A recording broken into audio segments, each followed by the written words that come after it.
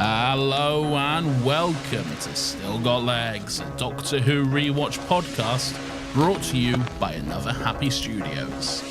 My boot-scooting baby is driving me crazy. My obsession from a western, my dance floor date. My rodeo Romeo, a cowboy god from head to toe. Wanna make you mine? Better get in line. 5, 6, 7, 8.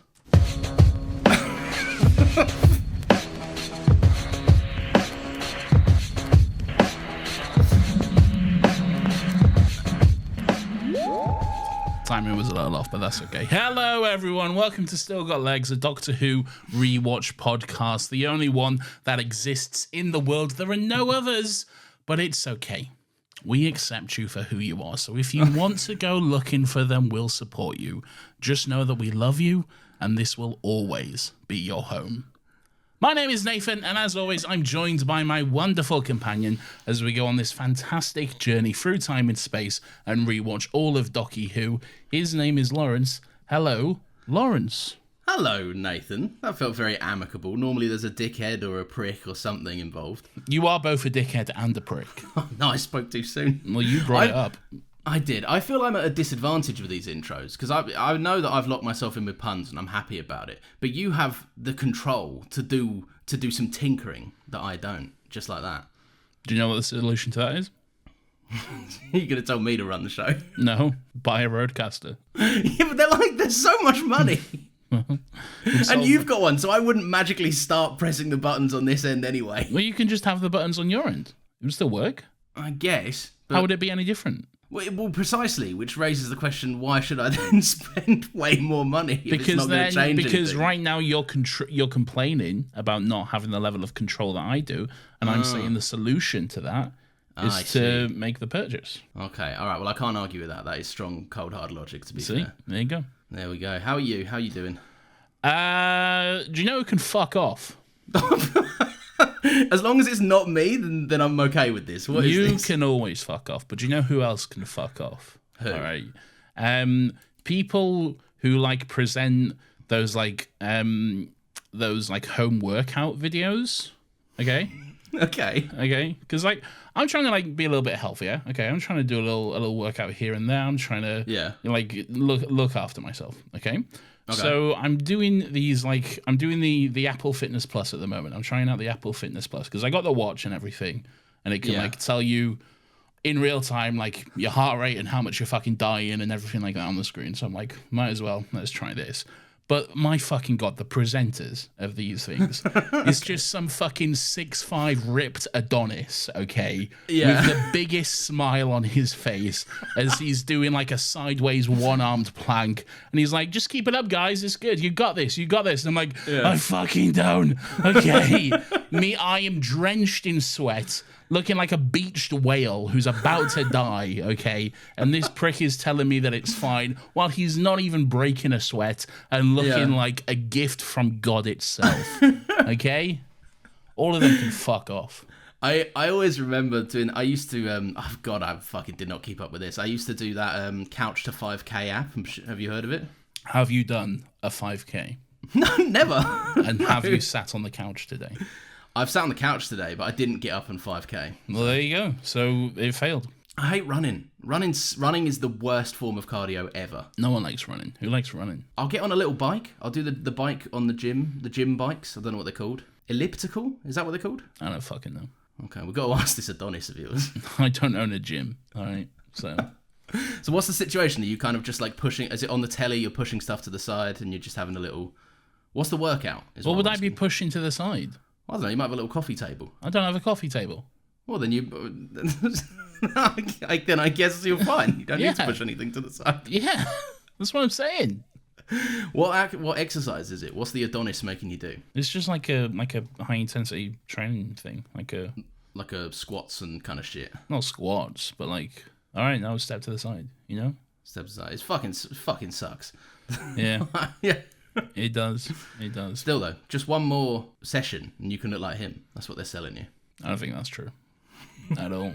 I think it'd take quite a few more sessions for me to look like him, and I'd have to somehow figure out how to be black because he's black as well. So like, well, that is part of that opens up a whole other fucking problematic box of fish. One which, frankly, I am not willing to explore. If I'll be honest. All right.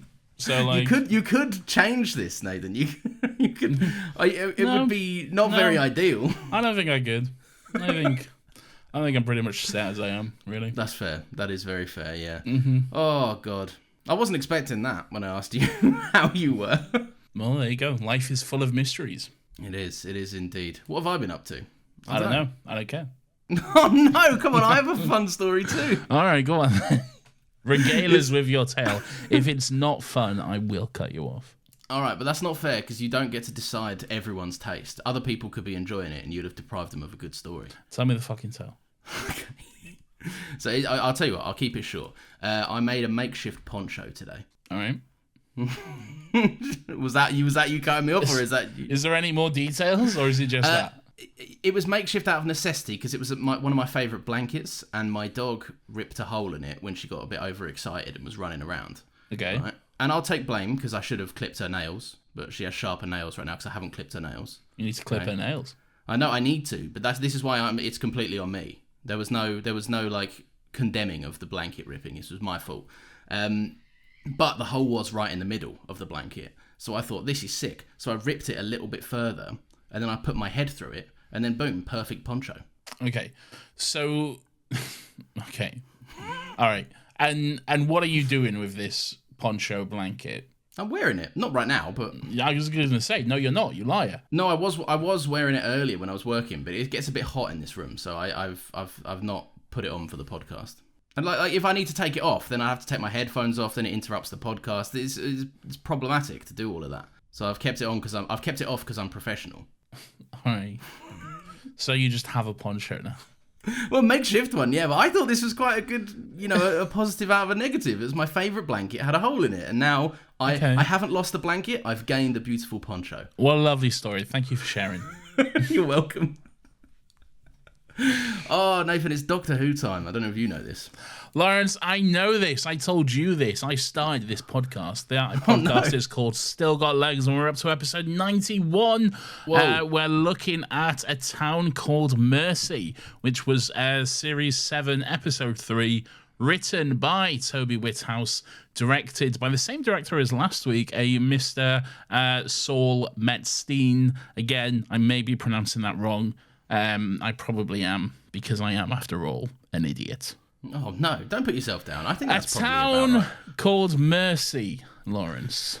Indeed. A Wild West adventure. I feel like you haven't really commented on my intro as well. Well, I liked it, but I was my thought kind of immediately went to, I wish I had that kind of creative control over my intros. Okay. But I liked it. I liked it nonetheless. I did hear you tinkering with the sound for about 3 or 4 minutes before we started. But you didn't hear why, though, okay? No. You didn't hear the genius idea that I had to take a chorus from a song by Steps, which is probably almost 30 years old at this point, and because it's vaguely cowboy themed, and use it for my intro. I thought it was a wonderful idea. I liked it. Is there any other better cowboy songs that you could have used?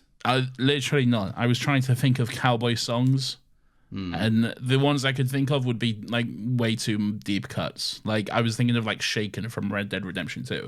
I think you mean Unshaken. I think you mean shut the fuck up. All right. I think that means that I was right. Well done. You could have done Unshaken. You could have done the house. No, but song. that's not. But a deep cut. It's too much of a deep cut. Who knows Unshaken? I do. Yeah, one person. Well done. All right, that's a very specific reference, and it's also depressing as fuck. Okay? Yeah, it is. Yeah. May I? Yeah, we all get it. All right. Everyone, let us know if you would have rather have heard Unshaken in the intro. That's what I want to know. No one even knows what that is. I guarantee you don't know that. Red Dead's a very popular game. Yeah, but I get.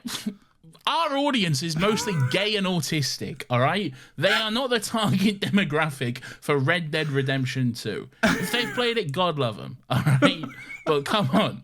I think it's quite an autistic-friendly game because you can get laser-focused in on menial tasks, which I think is quite good. Like, you can go fishing for, like, hours if you want. That's why I'm up to, like, 500 hours on that game. And there's me on Fortnite. I got Mr. Incredible as a skin. No, Lawrence, we're moved on. Okay. I know you got Mr. Incredible. Well done on spending money on Fortnite. Well done. Oh, like you haven't. Like you're above it. I won't hear this. I've never spent any money on Fortnite. I can prove that that's not real. I've also said the complete opposite on this podcast before. So, Yeah, actually saying that. yeah. Nathan, A Town Called Mercy. What do you think of it? What are your thoughts? I'd love to know what you think of A Town Called Mercy, Lawrence. Really enjoyable episode. I had quite a good time with this. I thoroughly enjoyed it. I think it's... I might be biased because, like we've just said, I think cowboys are cool.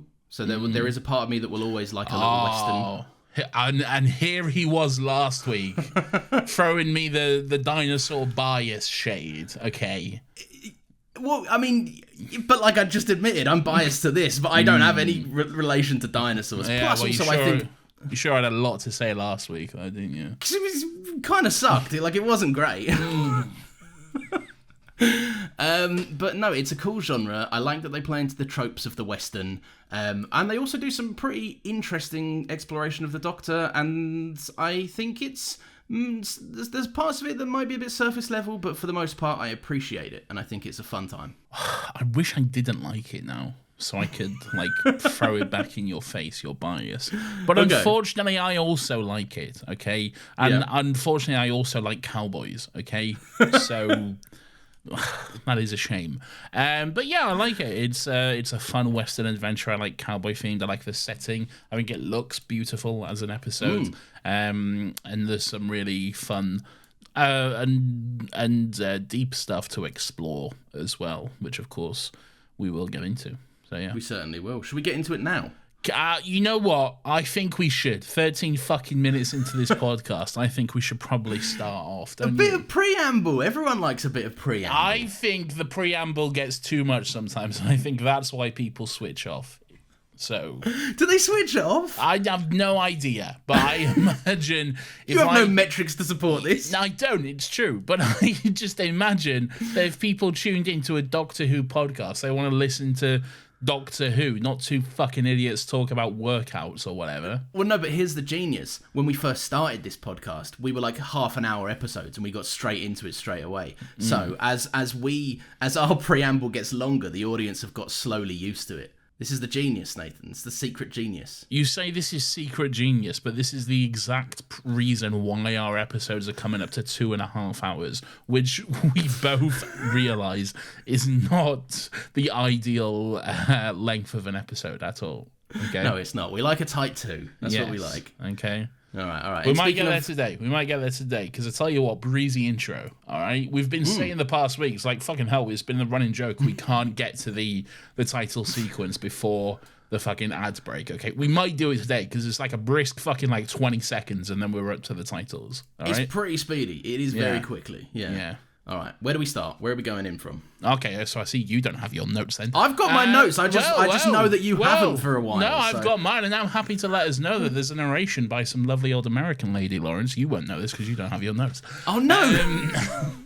And we see this kind of Terminator-esque opening with a robot sort of hunter. We don't really get a good look at him, but he's hunting down this person. He's got like a tattoo on his face, and then we see on his his on-screen display it says terminate, and he says that he's after this guy he kills, there's one left, and that is the Doctor. And then he kills his victim, and then we're up to the title sequence. We did it. No, I think we did it because you just breezed through the well, whole that's thing. what there is. No, I know. It's a cool intro. It immediately makes you go like, whoa, who's this fucking scary guy? You can make out, he's cast in shadow, but you can see he's wearing a cowboy hat. All right, and I think it's pretty rad and pretty cool.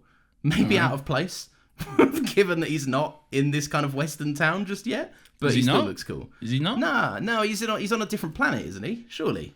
I don't know. Oh no, he's in one of the... they all fled. All the evil people fled. But we're getting ahead of ourselves.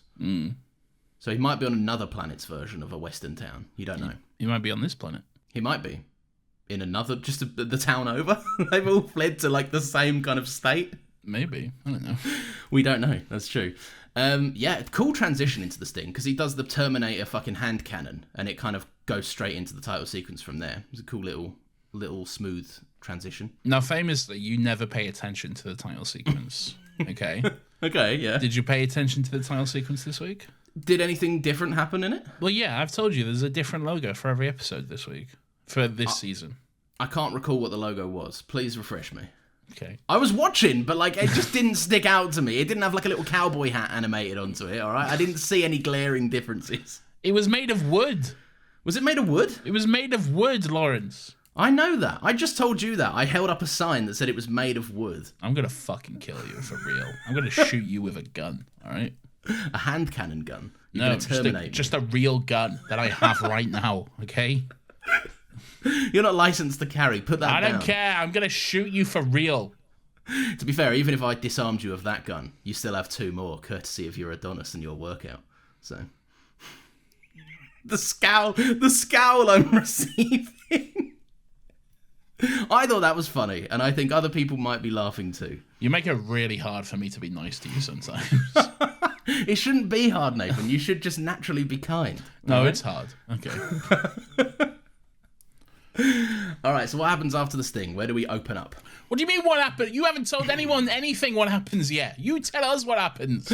All right, the doctor You're always relying on me and my notes. All right. Okay?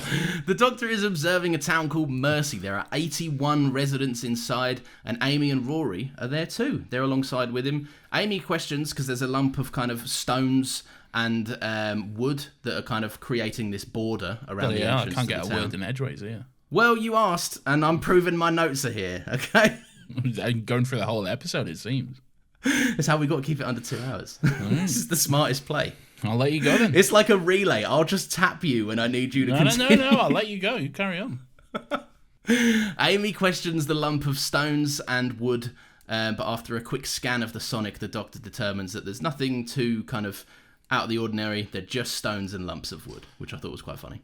Classic little western town. Looks good. Good vibes. Very armadillo vibes, sort of, for another Red Dead reference, which, again, most of our audience won't understand. I hate us sometimes, and how like-minded we can sometimes be. I've put, we're frequenters of the town Valentine. However, I think this is kind of more akin to a Strawberry-esque situation. This is nothing like Strawberry. No, there's highest... No, this is nothing like Strawberry. It's nothing like Valentine. No, we're frequenters of Valentine. It's not we're Valentine. frequenters of this. This is definitely more Armadillo than either Strawberry or Valentine. I don't think it's as run down as Armadillo. Armadillo's not that run down. You're just thinking of it during the cholera era. But That's true. Think of it during Red Dead 1 when it's in its heyday. It's booming. All right? That's fair. All right, that is fair. All right, fine. I'll agree Armadillo. Yeah. But I like that both of Nothing our like reference points. Strawberries in the fucking woods, mate. No, but it's kind of... It's I'm in the talking mountains. I'm talking about the aesthetics. Like, you've kind of got these raised up buildings in Strawberry. No, you're wrong. They've got more stairs. It's not wrong. just built on Absolutely. fucking dust. Absolutely incorrect. You could not be more incorrect if you tried. All right? Well, our audience won't know because you've said they don't play Red Dead. So. Well, everyone play Red Dead and then see for yourself. Okay? Okay. So there is the man shrouded in shadow that we saw from the beginning. Is while this kind of scene is playing out with Amy, the Doctor, and Rory, there is a becowboyed hatted man. Is that the right way I'm saying that? A becowboyed hatted man? I don't think so. Like a becowboy hatted man. What? You just said the same thing again. Yeah, but I'm saying it with a bit more purpose and it sounds a bit more right this time. Okay. Fuck's sake. No, but like, you'd say like a bespectacled gentleman if there was a man wearing glasses. Stop this now. Oh, you just live to infuriate me. I think that's right. I think a becowboy hatted man. I don't think that's a right at all. A becowboy hatted man. You write that into a Google Doc right now and tell me you can get a red squiggly line underneath it. Okay? I'm ahead of the curve, all right? They haven't caught up yet. Fuck's sake. A man wearing a cowboy hat. Yeah, a man wearing a cowboy hat. But we can see a bit more of his face. He's a bit more fucked up. It's kind of a bit... well, he's a Terminator man. He's a half-man machine situation. We'll get to him. We'll get to him. Don't worry about it. All right. We're here with him now. This is the first time we see him. No, what does he do, though? He's nothing. He's quietly observing. Exactly. We'll get to him. Don't worry about it. All right, fine. Good Western music as the gang walks through town. It's got a good little Western sting. Marigold. Checking out some other genres this week. I like it. I fucking love Western tunes. Yeah. I really do. Like they had a boom back in the. Name another one apart from 5, 6, 7, 8 or Unshaken. I like. Oh God, what's it called? Or the house building song. No! You can't take the house building song. That's not fair. No, there is another one I like from Red Dead, but I can't remember the name of it now. It's Arthur's Last Ride, or is that Unshaken? No, that's not. Unshaken. No, that's not Unshaken. That's that's the way it is. Yeah, that's the way it is. Yeah. But I believe in. Also depressing. Yeah, they're all sad, aren't they? Well, that's a sad game. Apart from the house building song, that's upbeat. It's just a man dealing with his own morality as he slowly succumbs to death. So. And just dealing with another fucking old guy that doesn't do anything but moan about what he's building. Yeah. Oh dear. Well, I'm sad now after talking about Red Dead 2. Great, good. Well, that's the energy we want for this podcast. So you like Western music, do you?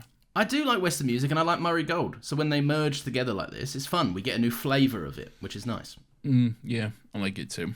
Well, actually, no, I don't like it that much, but I like this. The Doctor notices a street lamp all wired up, which he points out isn't quite right. It's actually 10 years too early, he mentions, which Rory points out is only a few years out.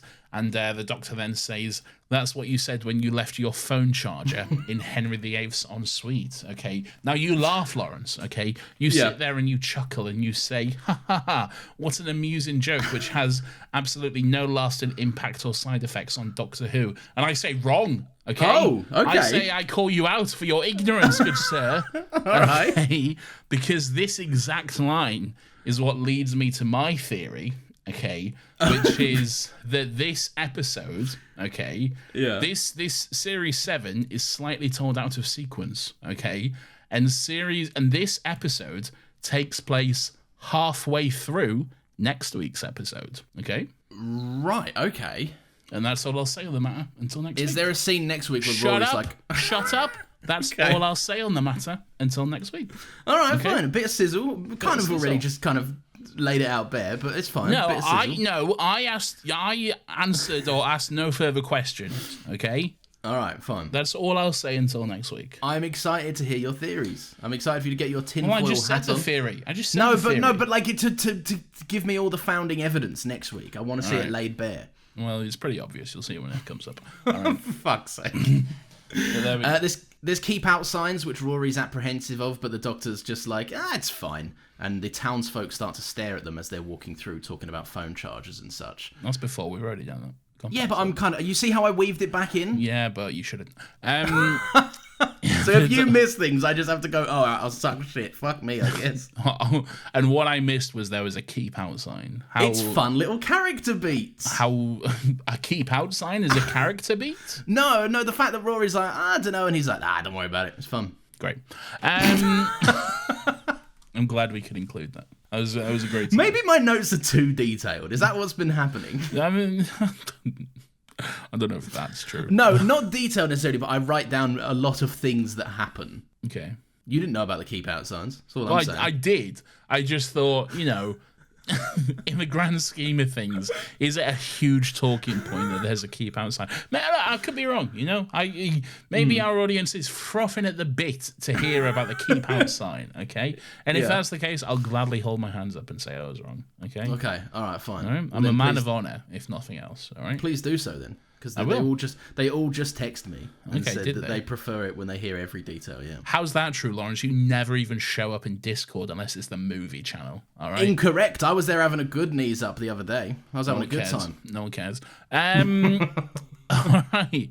So they noticed some keep out signs, and that was a joke. That was a fun Christmas joke. I liked it. Has someone been peeking at the Doctor's Christmas list? He mentioned. Yes, he elaborates on it. We first got wind of his Christmas list last week, but now we get a few more details, which I quite enjoy. Which apparently consist of keep out signs, lamps that are out of place, and antagonistic stares. Okay. Sure. He also takes a toothpick out and puts it into his mouth before he walks into the saloon. He's trying to play the classic sort of cowboy western vibes. He's trying to play a gruff sort of bounty hunter working his way into town. He kicks open the door of the saloon. The piano stops playing. Everyone looks around. They're like, "Who's this mysterious stranger?" He heads up to the bar. He orders a beverage for himself. He orders tea, but the strong stuff. Leave the bag in, he says. Did you notice that he hit the Woody on the way in? Oh. I'm starting to think it's just that I talk and you get cross. Wait, he hit the Woody? Yeah. What the fuck is the Woody? You know, Woody kicks open the saloon doors in a cardboard box and he hits him with the finger guns in Toy Story 2. There's a popular gif of it. I must have sent this to you. I'm aware of what you're talking. Is that referred to as hitting the Woody? Yeah, by me just now. Okay. He's a Woody hitting man. Stop. I'm going to kill myself live on this podcast. Okay. He does it. You didn't mention he uses a silly little accent when he orders I was tea. about to, but you just distracted me with him hitting the Woody. All right, I had no time. That was the first thing you mentioned. Blood hit the Woody. Great. You made that sound like it was some sort of Fortnite dance, which I didn't know about. All right? Oh, they should make Woody as a skin on Fortnite. Let's move on. Okay, all right, fine. Right, what happens next? I'll let you get through it. I'm sorry. Well, I've done it. He's orders a tea. He has a nice American accent. Okay, all right, fine. So Do you like him ordering a tea? I did like him ordering a tea. I like the strong stuff. He has no idea how to be a human, and it's very fun to watch him try sometimes. He has no idea how to be a cool human cowboy, that's for sure. Yeah, he's completely thrown off. Yeah. And speaking of thrown off, Nathan, you could argue that the vibe is also thrown off here. Okay. Right, so he introduces himself as the Doctor, and then kind of the room kind of comes to a screeching halt. Right, they've kind of all turned towards him, and then I really like that the Undertaker just comes over with a tape measure and starts measuring him shoulder to shoulder. Very good stuff. Yeah, very good joke. A sort of youngish guy asks if he's an alien. Yes. Which the Doctor takes a little bit of offense to, saying that's quite a personal question. But to be fair to him, he does answer. He says he is an alien, technically, although they're all aliens to him. But yes, he is roundabout speaking an alien. At which point, they all pick him up and drag him out of town. They just like hoist him all over their shoulders, and then they just carry him and throw him over the little barrier that's been made outside of town. I enjoyed this. I thought this was quite a nice change of pace, because often when the Doctor kind of goes to a place, he'll often like flash the psychic paper and be like, "Oh, I'm an inspector of Western towns. Just come over," and like he'll try to blend in a way. Do you know what I mean? Ten did it an awful lot, where he was just like, "Oh, I'm here because of vague nonsense reasons," anyway, and then moves on. Yeah, but to be fair, was Ten ever asked straight up if he's the Doctor and an alien? Okay. No, but it's circumstantial, isn't it? All right, like I'm just saying, it's fun that there's no opportunity, because they're on the lookout for an alien Doctor, and they go, "Sick, all right, sick, cool." That's true. So he gets thrown over the little makeshift border. They all then pull their guns out on him. There's some great gun sound effects, as Doctor Who loves to put in. Anytime a gun moves, you best be here. You're going to hear a all the time. Of course. Yeah, doesn't matter if no one reloaded or cocked it or anything. It's just you slightly move that gun. All right. Doctor Who would cut to a stationary gun on a table with no one around, and as soon as it cut, it would still go.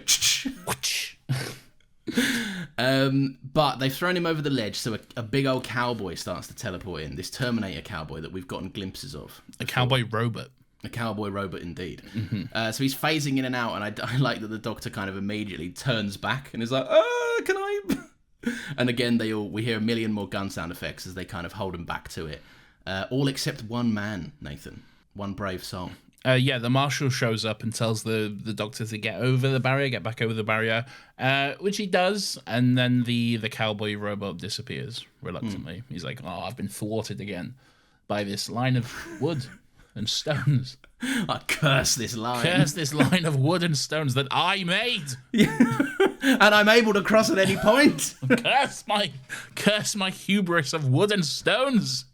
What do we make of the little marshal though? I like the way he goes, bow tie, get back across that line. Get across that line. Oh, this is why I was looking forward to this episode. It's a chance for me to do my cowboy voice. Okay, please. My gruff cowboy voice, which is basically just Arthur Morgan. But, you know. Well, I don't know. I don't know much about that. Well, I've been reckoning there's some reckoning due right here. Oh. You keep killing folk, Dutch. You said you knew Spanish. You said you knew Spanish. I just need a plan. I want chicken nuggets. No, not that one. Not that one. Yeah, so the marshal shows up. He's instantly like, hey, this isn't the guy we're going to kill. Or we're not going to kill any guy, actually. And then the young boy is like, he said he was an alien doctor. And he's like, he ain't. Which... I really like that you do have the voices, right? One is more Arthur, and the other one is just anyone that isn't a hardcore cowboy is kind of this more weaselly, like, sheriff, please. Well, no, he's a young little boy, isn't he? He's a young, but we find out later in the episode he's only 18, so he's a young little. Oh, he's a little cowboy. Oh, okay. They're not. None of them are cowboy. What we think of as cowboys are not actually cowboys, because cowboys were like. They sell cows or something, you know. they were like farmers or ranchers or something. Yeah, but even these little townsfolk, right? Any Western American is a cowboy. Yeah, but what we think of as cowboys are like outlaws and like gunslingers and stuff. But like very rarely are they actually cowboys. But yeah, it's true. Isn't that kind of perpetuated because of the cowboys kind of racist shit? Yeah, probably. Yeah. Like the. I'll tell you what, we don't know if we're doing problematic things now, so we're just going to pretend we didn't step in that ethical minefield. I don't know if you just said about a problematic term, so I don't know. Yeah, oh God, yeah. I'll tell you what, that got bleeped, and we didn't know, and we're sorry. We don't know. Lawrence said a slur live on the podcast. I didn't! It's not true. Native Americans.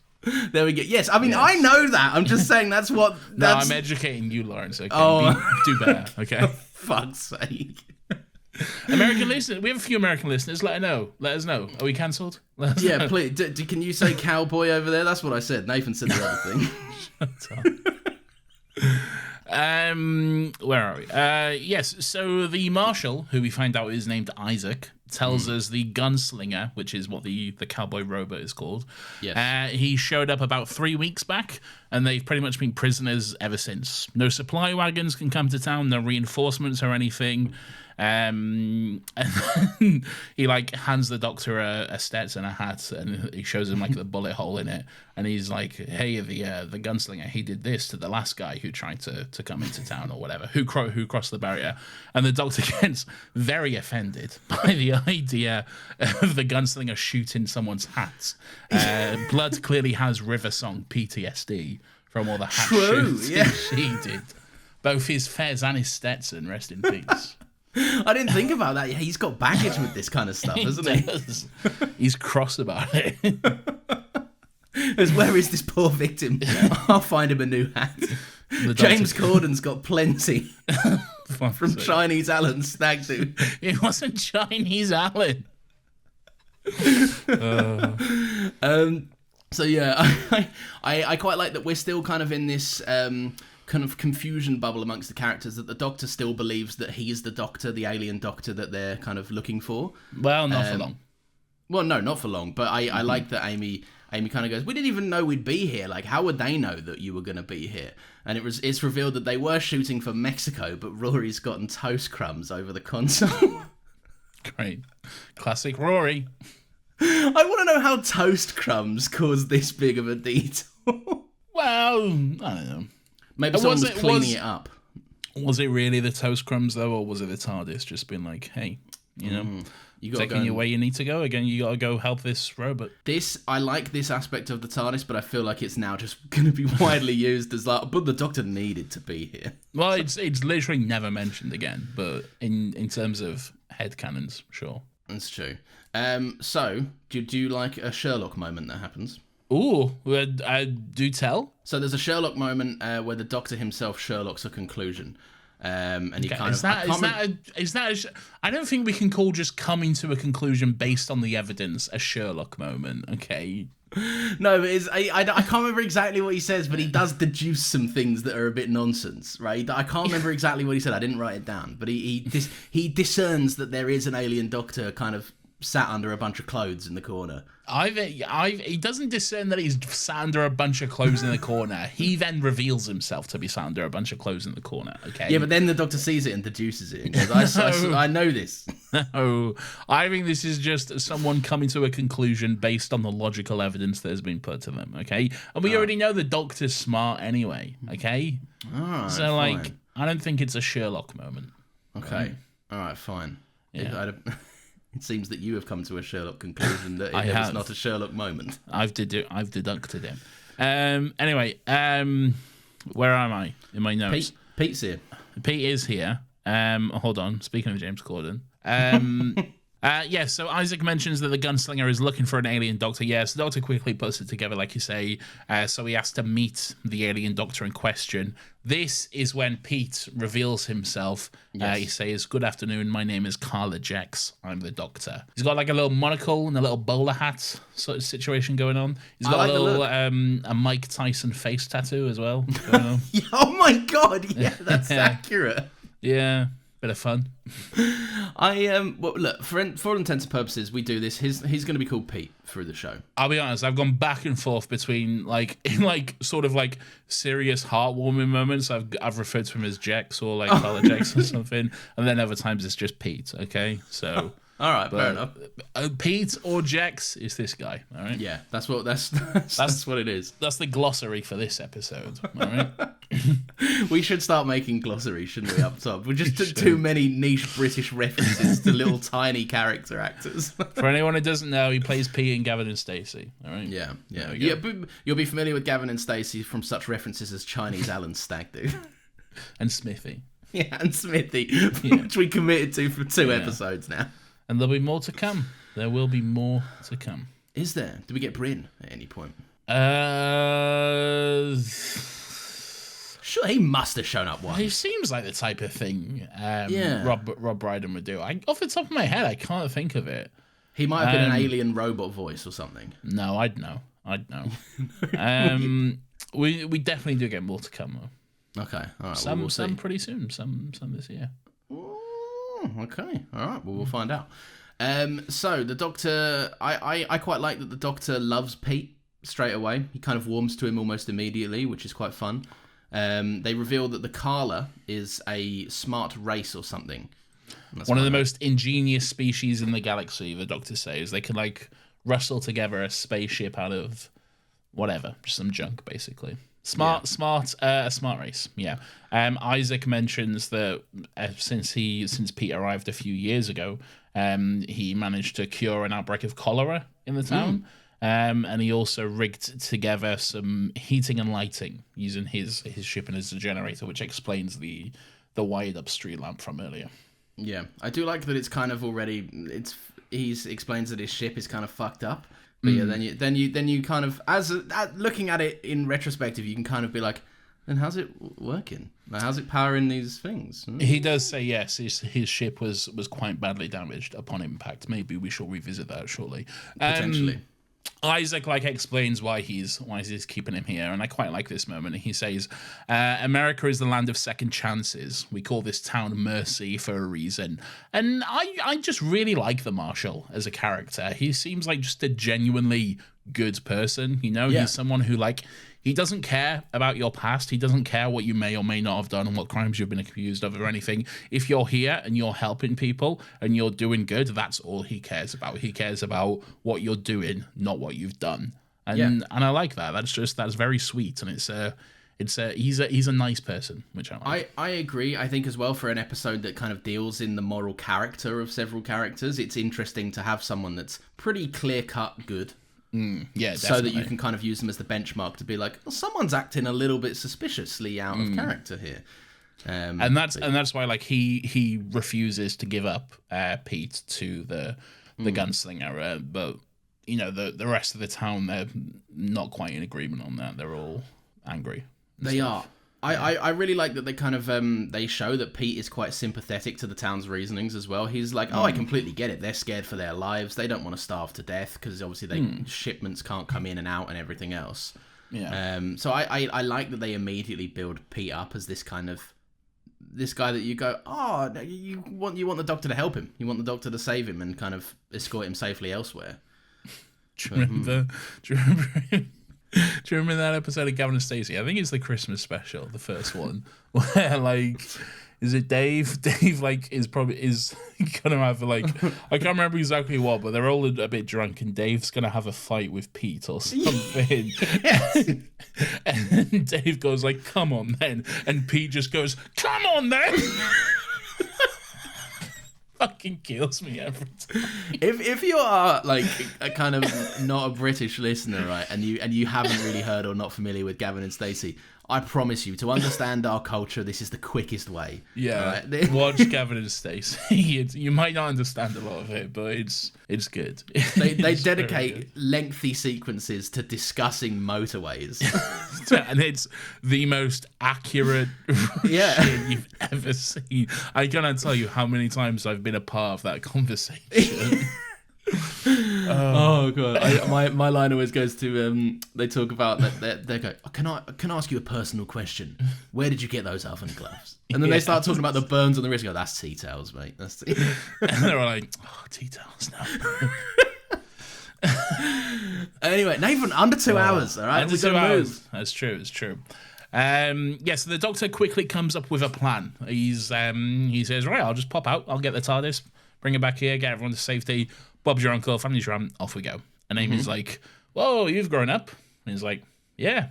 I like, it's kind of almost immediately you see, the Doctor says he's 1,200 years old now. There's no time for negotiations. Let's just get this done and then I'll be on my merry way kind of thing. I like that it's kind of the first showing of the episode being like, the Doctor is maybe not got as much time for this kind of nonsense as he used to. And maybe that will come up again a bit later. Who knows? I don't think it will. I don't think it'll ever come up.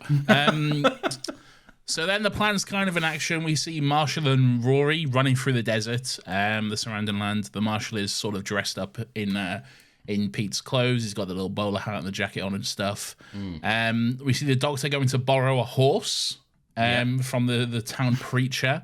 I believe the preacher calls him Joshua the horse. Joshua the horse, yeah. Joshua the horse. But the Doctor, we know this. The Doctor can speak any language, including horse. So he lets us know that the horse is in fact called Susan, and that he wants him to respect his life choices. And also, by the logic of later episodes, this should mean that the Doctor thinks this is his granddaughter, because of course only one person can be called Susan in the entire universe. Damn, an early jab from you. An uncharacteristic early jab from Nathan. And that's all I'll say on the matter. For 2 more years. Sizzle. Where are we at with this? I'm not the person to speak on this joke. Is this a bit like out of taste? What is this? Neither am I. So I don't know. Okay? Yeah, I did throw you under the bus a bit there. I don't know, okay? I think we're looking at it with modern eyes, okay? Yeah, it's of its day, for sure. Yes, I think we're looking at it with modern eyes, and I think in 2024 we're a lot more aware of this type of stuff, and I don't know. I tell you what, we'll save it, because in Still Got Thoughts there is Ari wrote in, and it's pretty accurate, the feelings summed up, which I think are quite good. Look, I think it's a fun. I think it was intended to be a harmless, fun little joke. Okay, yeah, for sure. I don't think it was intended to be any sort of like commentary or any type of fucking thing. But times have moved on since then. It's not necessarily the joke we would make today. Really, we have seen what it looks like when a Doctor Who writer fucking slides down the Republican pole. Right? Yes, and it's not this man. So, no, I don't. I don't think so. I don't know the man's personal beliefs, but that doesn't seem to be the case. Basically. Yeah, but it's Stephen Moffat anyway, because he oversaw all of it. That's not true. That's not how it works. Okay. Disengaging is what the gunslinger is up to, but then he kind of gets a whiff of Rory running past, and just decides as a warning shot to just blow a complete fucking hole right in the wall next to him. He gets a whiff of Rory, and does he smell that Lynx Africa? No, but he's like disengaging, and Rory does a quick run past, and he's like re-engaging. Like you know the I sleep real shit meme. He smells that fresh spray of dupe that he put on just before he left the TARDIS. Listen, don't disrespect a man for his dupe, all right? I'm not going to disrespect a man for indulging in some dupe. I've indulged in some dupe from time to time, all right? I've still got dupe that I've had since I was 17 years old. It's a regular Christmas present, is a bottle of dupe, okay? You can bet your fucking life you're going to have some socks, a dupe, and a Lynx Africa. A Lynx Africa box there. It's maybe tradition. An Axe body spray situation. No, Axe is Lynx. Oh, is it? Yeah, Axe is what Lynx is in America. Yeah. Ah, okay. So there I was just making a reference. Yeah, you don't know what you're doing. Yeah, you've been caught out. We got him, boys. No! Arrest that man. Damn. We got him. So Amy is back with Pete, and she's asking him if he wants to be taken home once all is settled. But he says that he wants to stay. He says, I've given all I can to my people. And says that there's some work of noble note may yet be done here. Yeah, here he has a chance to start afresh, help people, and he says that's all he ever wanted to do, to end suffering. He says, which is a little bit of a hint. Amy puts a coat on him, to warm him up and stuff, and then he says to her, "You're a mother, aren't you?" Another Sherlock deduction. See, I'm very gassy all of a sudden. Excuse me. That's all right, man. Do you want to take a minute and just kind of have a fart? Oh, no. I've missed the ad break. Fuck. I got so caught up in all the excitement of the intro being before the ad break that I forgot about the ad break. Fuck. All right. Anyway. We'll leave it in here as an Easter egg for the loyal listeners, but doing one, I'll drop it in at 30 No, minutes. we'll just do it now. It's fine. It's fine being here, okay? Usually it should be at the half an hour mark for, that's what they say to, get the most out of it. But whatever, fucking, here it goes, all right? Here's an ad, all right? Fucking go, ad. And we're back from the ad, bro. We're back. What wonderful ads we worked did an have? extra 17 minutes to earn their ad money there. Yeah. Fucking hell. We're never making that mistake again. This is outrageous. I don't think it matters, largely. But No. In fact, here's another ad. No. We do have the option, actually. Acast. Oh, I was going to say this up top as well. Did you see the email we got this week? That were like, congratulations, your podcast is fucking #1 in Doctor Who podcasts. Get ahead of the Big Finish podcast and the official Doctor Who podcast. That cannot be true. It's true on this website, certain demographic, but it's true, okay? But we can still say It's true. we're the leading Doctor Who podcast right now. We are. I said we're #1 above fucking Big Finish podcast. I'll post the fucking email and the thing in the chat. It shows you the chart, and I was like, fuck, that's cool. We're ahead That is of cool. The official Doctor Who podcast. Well, that's no shock.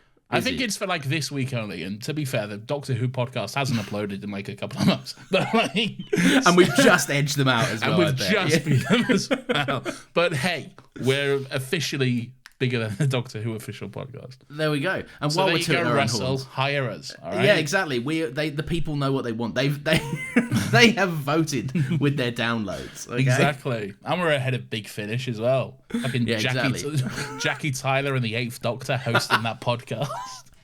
Every now and again, Elton shows up. The pure power that we have. We've decimated Jackie Tyler and the 8th Doctor. I would never want to decimate Jackie Tyler. She's a queen. Right? Yeah, that's true. That is true. I was going to say something gross. Not going to say it. Come on, man. I didn't say it. You can't judge me. But we all know what you were going to say. We can all infer, okay? Yeah. Sorry, everyone. That was a bit off colour for me. Lowered the tone. Anyway, I just want to say, tooting our own horns, by the way, we've had 4-hour episodes that have only had one ad. We're kind. All right. Oh, that's what I was going to say. Yeah, Acast now have hey, you can put 2 mid-rolls in your podcast now. I'm like, all right, let's not push it here. All right, let's. I'll tell you what, we'll do a poll in Discord. If you'd be fine with it, Nathan, we could make more money. Yeah, but I think that's too much, all right? I'm fine with one ad in the middle. Let's not fucking push the boat out. All right, fine. I'm just saying I'm on record to be saying I'd be down to make more money. You always would. You're a little money-hungry little... We've put in a shift. We've been non-profit podcasters for some time. We still are, mate. I know. We don't make money back. Very much still are non-profit, okay? Oh, God, yeah. Anyway, that's our finances aside. Let's move on. Right, what was we saying? Oh, yeah, Amy's a mother. Yes, Amy's a mother. Pete deduces that. He says there's kindness and a kind of ferocity in your eyes. Kindness, a sadness, and a ferocity too, he says. There we go. So there you go. Nathan wrote the quote down. I didn't, everyone. All right. Yeah. And she asks him if he's a parent or a father. And he says, yeah, in a way, I am. Another little fucking clue right there. A little hint, a little Sherlock clue to pick up on. And I did, because I am Sherlock. Anyway, the Doctor's horse is riding through the scenery, through the desert, looking beautiful, I might say. The sun is like setting in the... this was filmed this was the episode that was filmed in Spain, by the way. I see. Okay. Yeah, so this wasn't actually filmed in America. It was in a desert in Spain. Looks good though. This is the perfect setting for like a Western sort of town vibe. There's no part of it that looks unbelievable. No, I think it looks great. You can definitely buy it as some kind of like Utah, California-esque like little town or whatever. Anyway, he notices like a big egg or whatever, which is like Pete's ship. Yes, he does notice the big egg. I like the design of this ship. All right? I like the ship. I also like that Matt Smith actually gets to do some horse riding, because you can clearly see Matt Smith actually riding the horse. Yeah. Because I think back to the Pandorica Opens where we saw some horse riding, but it was all just like, oh, it's Matt Smith from the back, and his hair's a little bit bigger than usual, but don't worry about it, like, how did they do the girl in the fireplace? Because I know they CGI'd that awful window smash, but was the horse kind of scoped in as well, or did they just take the jumping horse from a jumping horse clip? I don't know off the top of my head. You need to go back and watch Doctor Who Confidential and let me know. I don't know. I'm sure David Tennant and the guest who is also on Gavin and Stacey, which will be coming up, rode a horse in the Day of the Doctor. Okay, yeah. But I don't know. All right, well, we'll see. But also, don't worry about that. David Tennant's not coming back. Spoiler alert. Yeah, it's true. That doesn't happen. That never happens. Definitely not twice. They wouldn't do that, surely. No, why would they? So the Doctor finds the generator tubing situation. And what I liked here is that Pete notices kind of a disturbance to the power being sent to the light. Like, because the Doctor's fiddling around with the tubing from the generator to the town or whatever. Pete kind of looks up as the light flickers, and he's like, and you see his eyes tick over a little bit. And the Doctor's like, well, it's actually Susan the horse who mentions that the ship doesn't actually look damaged. Why Susan the horse knows that's relevant, I could not tell you. Okay, as far as I'm aware, they was not listening to that conversation earlier. But it might be talk of the town. It could be. News travels fast in a small town, so maybe that is the case. Loose lips around a horse. You think your secret's safe, but little do you know, a man who speaks horse can fucking come up. The horse's eyes are shifting side to side suspiciously. Just collecting all sorts. Outside of a saloon, no less. All the tea being spilled out It's true. All the secrets these horses know. Incredible. So the Doctor notices that it doesn't actually look that damaged at all, which is pretty interesting.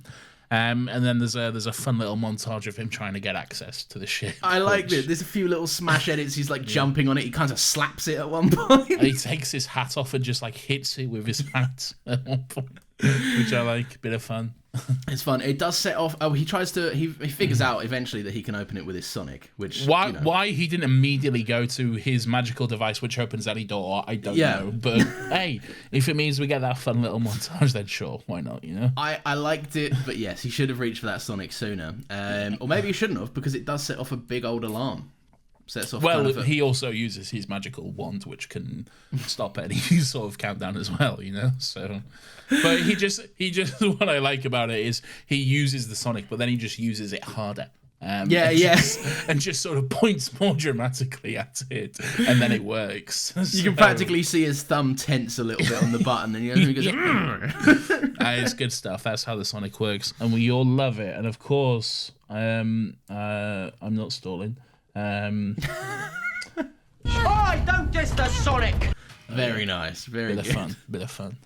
So the gunslinger he's been stalking Rory and the marshal up until this point, but he hears the alarm and he goes off to investigate what's going on there. Yeah. He goes, that fucking Pete, that swindler Pete, he's off trying to make a hasty exit. I'll stop him with my gun. I'll stop him. I've got an arm that's a gun. The doctor is able to access the ship's records and personal files. And we don't necessarily see what he's watching, but we hear the sort of like screams of people. People are like screaming in the footage, and we kind of see the look of disgust on the doctor's face as he watches it. So it's great acting from Matt Smith here. Good stuff, yeah. So we get the sense that Pete is not up to good stuff. A bit of a shady fella. Well, there's been some hints already, but just kind of moments before the Doctor discovers it, you get this amazing moment where Pete hears the alarm going off in the distance. Yes. And he goes, oh, what are they doing? Blah blah. And he goes, oh, I don't know. That's welcome to our world. Never goes to plan. And he goes, he's like, sticking. He's like, the Doctor's not sticking to the plan. And then he's like, yeah, it happens. You get used to it. But he's like, no, they're not sticking to the plan. You go, well, this is the way I figured it out. Yes. This is the way I can get away with my crimes. So he pulls a fucking gun on Amy. Yeah, fucking does. He pulls a gun on her. gun. Yeah, and he's like, well, he should have followed the plan. Anyway, the Doctor emerges from the little egg ship, but the gunslinger is waiting for him. Yes. He's got his Gatling gun arm aimed at him. And the Doctor says he knows who he is, and he asks why he hasn't just walked into town and killed Pete yet. And he's like, oh, people are getting in the way, or whatever. I tell you what, I did find something irritating about the episode, is that the voice modulation going on with the Terminator gunslinger. You didn't like it? I like it for what it does. It's a bit too strong. It's a bit, because there was parts where I was like, well, what did he say? I could always understand him, skill issue. Well, maybe... L plus def plus ratio. You want to just turn on subtitles? No, it's fair, but I don't know. I thought it was a bit too modulated. It was a little bit like blah, blah, blah, blah, blah, blah, kind of thing. Bit too much like Batman in Zack Snyder's Batman. Yeah, although I had an easier time with Batman, but that was a bit too much. Yeah. Is she with you? I thought she was with you. No, she's with you, Batman. You know this woman. You've spoken to her so many times. No, I thought she was with you. I don't know. I've never seen her. Oh, I see.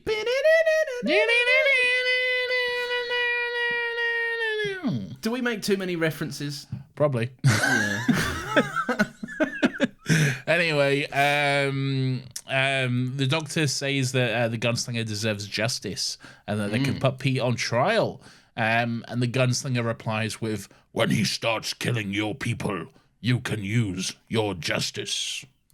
Fucking cold. It's a good Hard line. You can understand it, obviously. But yeah, well, now that you've said it, though, I'm kind of thinking back to it and going, yes, I heard that, yeah. Good line. I like it. I do too. Definitely sticks with the Doctor as well. Interesting. Yeah. So Pete is packing up his things. He's getting ready to bounce, to leave town or whatever. And he explains that though Isaac says he doesn't care about his past, once he learns the truth, that might change. And he's got a gun to Amy and stuff. And but as they're walking out, the marshal walks in, and he's like, whoa, what the fuck's going on here, boys? Well, he sees that he's got Amy at gunpoint, and the marshal just... I like that he knows this man, but he knows that Amy's not done anything wrong, so he just pulls a gun on him straight away. He's got that strong moral code. Yeah, like me. Would you be doing this? Would you be pulling a gun on me? I'll pull a gun on anyone. You look at me wrong, I'll pull a gun out on you. All right? So maybe not strong moral code then. That's why it's a good thing I don't live in America. Right? Tell you, they couldn't handle me. Oh god. But yeah, so the gunslinger warns the Doctor. He says there's no more second chances because he's that sort of a man. Don't know if you know about that. And he goes, the next person that steps over that line, I'll kill. Make sure it's Pete, he says verbatim. He does say, make sure it's Pete. What's Pete's last name? What serial killer did they name him after? They're all named after serial killers, aren't they? Yeah. Is Gavin Shipman. Pete. Stacey is West. Pete. Sutcliffe, yes, of course. Pete Sutcliffe. Pete Sutcliffe. That's fucking hilarious. Pete Sutcliffe. There he goes. The next person steps over that line is going to die. Make sure it's Pete Sutcliffe. I'd be like, fine, mate. If you want to kill Pete Sutcliffe, that's fine by me. That sounds fair. Yes. Yeah. Make sure it's that was one of those moments where I actually wrote, make sure it's Jex, because It's a serious line. I get it. You want to be professional on the podcast. Anyway, sure. Anyway, back at town, the Doctor gets to confront Pete. He walks in on while Peter's explaining himself, and he's just like, he's lying. Yeah. He's a liar. In that fun way the Doctor does. Where was I? Saying that everything he says is a lie and that he's actually a murderer. Pete describes himself actually as a war hero, he says.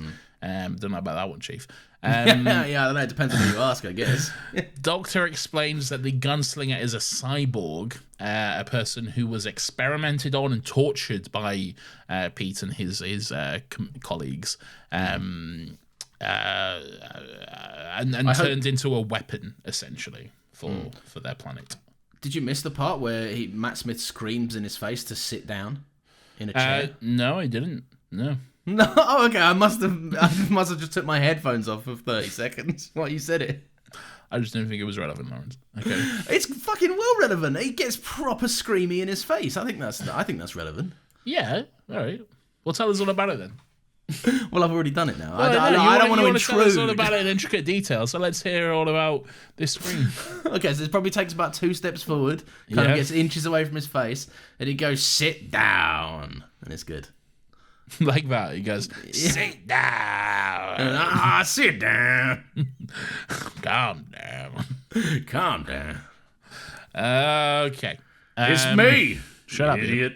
It's me, you idiot. It's Arthur. So Pete's planet, Pete's world, not that one. His planet had been at war. His planet had been at war for 9 years. Okay, and they needed an army to basically bring that to an end. So he's quite unapologetic in that fact. You know, he says he won't apologize for what he did. Which is obviously turning people into these weapons like the gunslinger. And because of that, they was able to end the war within like a matter of like weeks or days, he says, but very quickly compared to how long the war had been going on. And the Doctor's kind of silent for a while. He's sort of just like taking it all in. And Rory like says, oh, well, this guy's a fuckhead. We should hand him over and stuff. And Amy's like, whoa.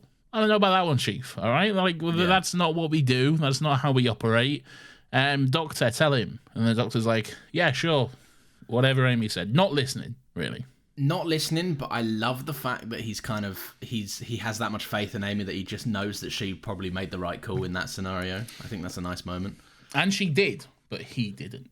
Yes. Or he doesn't, which is what goes on to happen. No, but it shows you. That it kind of harkens back to what Amy says a bit later on in the episode. It shows you that Amy's 100% right. The Doctor would, in normal circumstances, agree with her call 100%. We'll get to that. Okay, all right. You're jumping ahead, all right? It's the meat. I like the meat of the episode. I know. We'll get to the meat, all right? All right. Pete has a quote where he says, "Looking at you, Doctor, is like looking into a mirror. There's rage there, solitude, everything but the nerve to do what needs to be done. Thank the gods my people weren't relying on you to save them." Which then, fucking, the Doctor basically sees red at that point. Man, really fucking ticks him off, okay? Pete has no idea he's talking to the OG genocider, right? He has no clue the stones this man has. He has no idea the fucking nerves that he is hitting upon there, okay? Which is why I think this episode is so interesting, because in a way, Pete and the Doctor are alike in the sense that they've both brought about an end to war on their planet, on their own planet, by doing truly horrible things. Yeah, really. Far less than desirable means kind of thing. Which is the understatement of the century, okay? Truly horrible, fucking awful things. The difference is, though, I think, and I think we can get into this with some of the conversation, like some of the emails and stuff later and stuff, but sure. I think the difference is that Pete or Jax or whatever, Pete almost seems to revel in it. He thinks what he did is right, and he thinks himself as good. Sure, he is kind of haunted by it, and he does have the regrets and stuff, but he still thinks like, I was right to do this. Whereas the Doctor, we've always got the sense that the Doctor, like, it was his only choice. It was a choice he was forced into because he had no other option, but he didn't like that at all, and he fucking despises himself because of it, Yeah. He's not wearing that like a badge of pride like Pete is, really. Yeah, I think the last thing the Doctor would call himself is a war hero. 100%. Or you go for a war criminal before that. Yeah, exactly. So I really like how they explore the parallels between these two characters. I think there is an element where they kind of retroactively make Pete's character a little bit kind of warmer in the back end. Yeah, I'd agree. Yeah, I think maybe the elements there are a bit rushed, but like the kind of point where these two characters that meet at the intersect and kind of figure out that they're both men that have done kind of horrible things for their people, and on behalf of their people, and also on kind of behalf of their victims too. Like it's such an interesting parallel to see someone, like you say, that revels in it versus someone that's deeply remorseful. And I think one feigns remorse and the other one deeply feels it, which is very much so. Yeah. So Doctor's pissed at this point. He's big time pissed. Peter's touched a massive nerve, so he just like fucking drags him out of the sheriff's office, the marshal's office, and just basically shoves him towards the town border, just like kicking him through the town, marching him towards the border. As the townsfolk sort of gather and stuff, he grabs the gun from one of the townsfolk and aims it at Pete, stopping him from crossing back over the border. Yeah, a far cry from where the Doctor started in this episode, I might say. Very much so. Did you enjoy the bit where the sheriff turns around and puts a stern finger in Rory's face, and then Rory does the same thing to Amy, and it looks far less intimidating? Yeah, I did. I thought that was a fun little detail. Yeah. But it is worth mentioning that I kind of Rory is 1-to-1 with the Doctor here, and Amy's like, you two are what's happened with you guys? What's going on here? We'll get into that in a second. But yeah, so the Doctor's got the gun aimed at Pete. He's got it pretty much right to his fucking head. And Pete says, you wouldn't. And the Doctor's just like saying, well, he just says, I genuinely don't know. Matt's delivery of that line, so he underplays it so well, because like you can tell the Doctor is in a deep, dark mental space right now, and I really think he delivers that very well. Yeah, but he gets distracted by Amy firing a gun into the air. Amy's got herself a gun, demanding that the Doctor lets him go. And then they're all firing off of his shots here a bit loosey-goosey and everything. What does the Marshal say? Anyone that's not American, anyone who's not an American, put down your guns. I think that's fair. In this scenario. Yeah, that's fair. So yeah, I love this scene. This because Amy, it's the Amy calls out the Doctor's bullshit scene, right? It is. Yeah, that's officially what it's called in the script. Yeah, in the scene selection on the DVD. Yeah.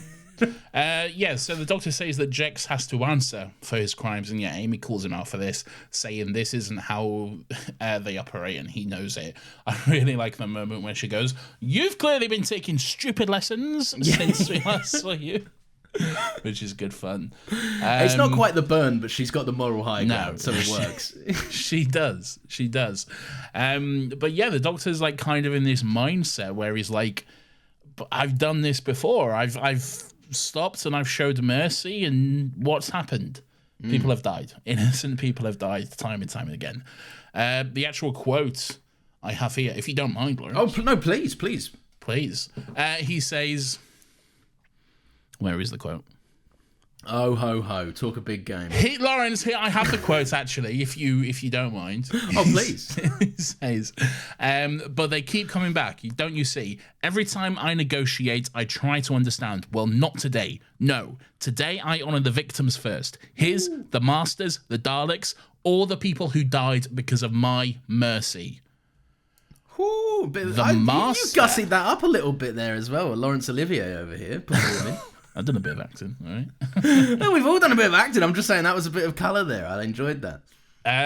I believe this is the first and only time Matt Smith mentions the Master. Oh, that's true, isn't it? Yeah, every time you think about Matt Smith's run, you go, fucking criminal way. I like that they put the Master on ice. I respect it. I respect the choice. But it's a criminal shame that the 11 didn't get a Master. And it would have been great to see. Would have been truly great. And, maybe it's something we could see one day, but... Well, it's especially because I think 11 is the Doctor that would be the most one-to-one with the Master. He has a very rageful undertone to his Time Lord persona, I think. Who do you think would be a good Master for 11? Oh, what, like actor-wise? Yeah. Think of the time probably Matthew as well. Horn from Gavin and Stacey. Just get the set. Somehow I don't agree. I tell you who genuinely could be good. Is it George Lamb or Dave Lamb from Gavin and Stacey? Gavin's dad? Mike Lamb, EastEnders own. Oh, Mike Lamb. Yes. Someone. I knew it was a Lamb. All right. He could be a good one. He could be good. I think he genuinely has it in him to be a good villainous Master. I'm just thinking of all the... Well, it's not the kind of thing you expect to see when you go to work in the morning. Hey, I'm really sorry that Gavin and Stacey references will stop. They won't. No, probably not. I don't know. I think... God, I'm trying to think of a cool kind of deep cut choice like that as well. I went with Matthew Horn. Let's lock that one in. So your choice is Matthew Horn as the Master. He's more versatile than you think. You've seen him in Bad Education as that kind of weird racist principal. Oh, yeah. To me, he is quite good in Bad Education. Yeah. To be fair. But that's still not necessarily the vibe of the Master. Do you know who else is good in Bad Education? Oh, God. Who? Michelle Gomez. She is in it, isn't she? She's the Severus Snape character, isn't she? She's the PE teacher, isn't she? Or the pissed off coach? teacher that hates all the kids. Yeah. And, oh my God. And look what she went on to do. A mysterious role we'll never talk about. Just know that she might have given Matthew Horn some tips, right? And his day is coming. All right. You never know.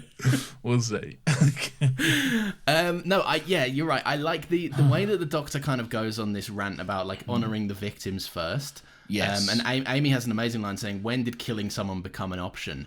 And I love that when you look at Matt Smith's eyes, he's a very, like we've always said, he's a physical performer, but also with the nuances on his face, he's very expressive in his eyes. Like we've always said he's got old man eyes. His eyes are a lot older than him. Yeah. And I think that when you look at him, the thing that he's clearly communicating is that killing someone isn't an option. But when he looks at this man, he sees the worst version of himself because of what he did in the Time War and what this man's done in his own war. And killing him is the option because he fucking deeply hates himself for what he did. And I think there's obviously a reason why the show is gearing us back up to some stuff related to Time War things. Maybe not. Yeah, maybe. I mean, who is to say for sure? Who knows? Amy says to his little comeback there. She says, "See, this is what happens when you travel alone for too long. We can't be like him. We have to be better than him." And she's right. And the Doctor's like, "Fuck, you're right." Yeah. You're right, you're right. Amy says. He's like, for fuck's sake, she's right. So she manages to convince the Doctor, and he like goes to get Pete back over the little line of wooden stones. But the gunslinger is here though. Yeah, and for some reason Pete hesitates a little bit. He doesn't quite want to get over the line. This is where I think he might. They have to switch when they switch the Doctor on a dime. He has Amy to convince him to do so, but I think here. Pete, the writing for Pete suffers a little bit because there's no one to flip him on a dime, really. He kind of just switches because the Doctor has to be more morally good. Pete has to sort of match that in a way. Because there's no part of me that looks at the character Pete and goes, oh, he wants to be like the Doctor now because he's seen him be a better man. I see this as more of Pete's first chance to really see the monster that he has created since it all went down. Really. Oh, like eye to eye kind of thing. Yeah, this is his first chance to actually look the monster that he made, who will inevitably end his life as far as he's concerned, look him in the eye and gaze upon his own creation, basically. Oh, you say that, yeah, because later on in the episode he becomes a bit more reflective, doesn't he? When he thinks back. Yeah, all right, yeah, I'll take that. See, the Doctor Who podcast. This is why we should have done this. Exactly. Fucking hire us, Russell, all right? We'll do it for free as well. Well, no, I don't know about that. We'll talk about Well, I'll tell you what, we'll do it for less than what you currently pay. And then we'll ask Yes. for more when we have a successful running show. We'll do it for more than we earn now. Okay. And we won't disclose what we earn now. Yes. Yeah. Because it's not real. Because more ain't much.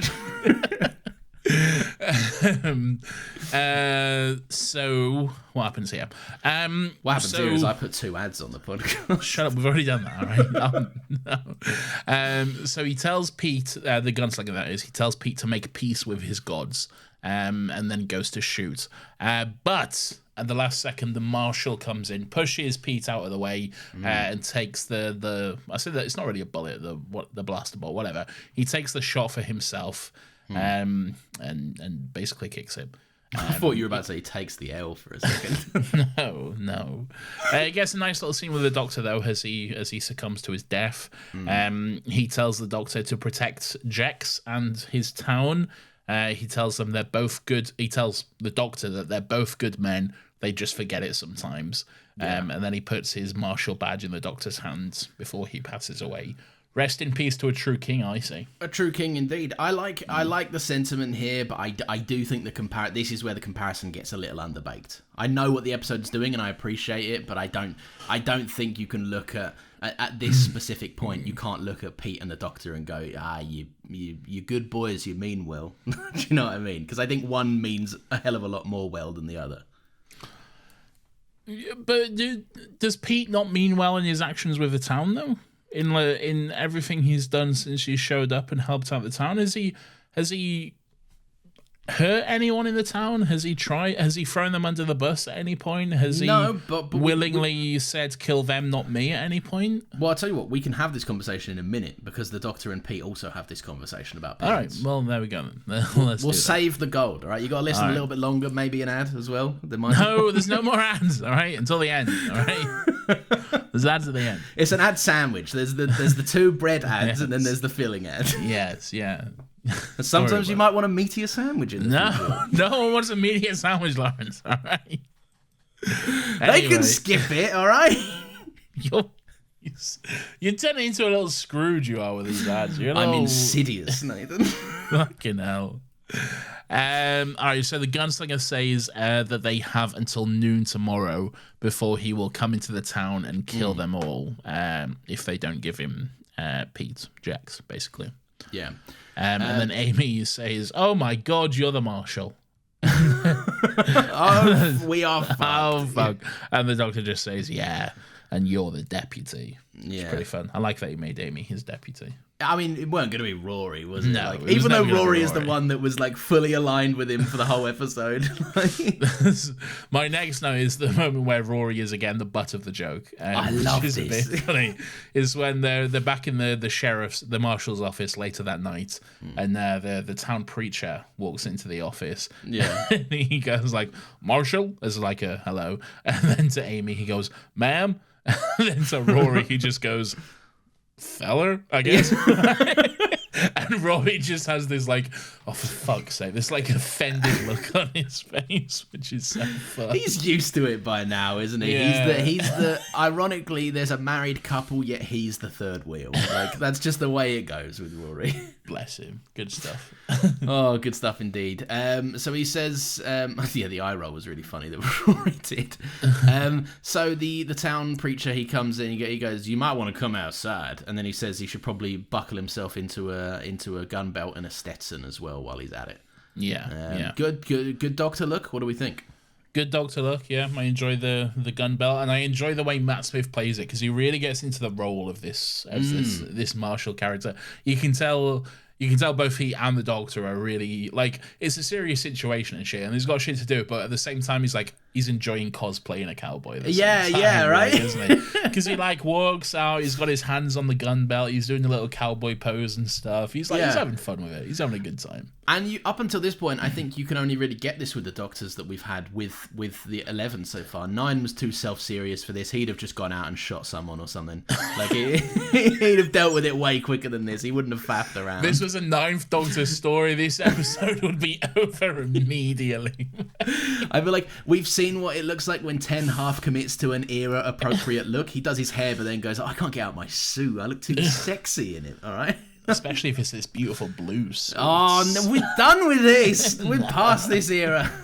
I'll never be past that beautiful blue suit. But the way Matt leans into it as the Doctor obviously is really endearing to watch. Like, you're right, it is a serious situation, but the way he kind of swaggers out, he hits the Woody, Nathan. Oh, stop these! All right, I don't know what this means. Okay, but he's having fun with it. He's having a good time. Yeah. This is a really good scene, though. I enjoyed this little standoff with like the townsfolk. They basically come to him and they say, "Hey, take a walk, leave the keys. By the time you get back, all this will be sorted. This will be dealt with, all right? You don't need to worry about anything." Yeah. And the you should have done the weedy Western voice for that one. Hey, take a walk. I don't know what that from was. New York. Yeah, I don't know. That was bad. Hey, take a walk out here, Hey, Doctor. I'm walking here. Hey, oh, hey. Let me go to Cat's Deli. I'll get a pastrami on rye. Go to the corner, get a meatball sub. Hey, you go to that corner, you get a meatball sub. See what I tell you? Tell him Sal sent you. Hey. By the time you're back, it'll all be over. Don't worry. It'll all be over. Don't you worry about it, fella. Don't you boys worry about it. No, in reality, he goes, Doctor, you want to take a little walk out there? Yeah. Yeah, good scene. I enjoyed the little standoff he has with this young guy as well. He says, the Doctor says he won't do that, and then the guy's like, "Oh well, then we got a problem," as he goes for his gun. Like, they have the little dual standoff sort of thing. Yeah. And the guy's like, "What? You think you're quicker than me?" And the Doctor just says, "Almost certainly not. No, but I don't want to do this." And he's trying to stop this whole situation from happening. I really like that he has this. I didn't write it down verbatim at all, but the kind of the Doctor kind of gets across the notion that what the violence that a minute ago he was perpetuating by forcing Pete out of the town, it just creates more violence. All that. I know that everyone always says, "Oh, the cycle of violence, blah blah." It's like a cliche in media now, but it is very much true that the cycle of violence will just continue unless someone puts a stop to it. The cycle of violence can be used for very good stories, much like The Last of Us Part 2. I knew you were gonna do it. It's the greatest story ever told. Okay, all right, fine. I would say Red Dead edges it. All right, I think Red Dead is better. Different. They're different stories. No, but I think they both deal with an element of the cycle of violence and breaking. No, I don't. Not like. If we're talking about the cycle of violence, I think The Last of Us clears Red Dead by a huge amount. All right, but have you considered Metal Gear Solid 2? Never played it. No, nor have I. I just saw a video essay say it one time. I thought I'd be smart. Great. Looks fun though. Maybe I'll play it. All right, good for you. I might not. But no, so there's this incredible kind of sequence where the little boy says he's not worth the risk, right? He's not sure if Pete's worth the risk at all. And I love that the Doctor says, "No, but you are," to him. And it kind of just lands them firmly in this. The Doctor notices that this boy is willing to stand up to protect his people and make a hard choice, and there's a nobility he admires in his bravery, but he thinks that his courage is maybe just a little bit misdirected. Yeah. He goes fucking. Essentially, he says, "Trust me," and I'm the Doctor. Yeah.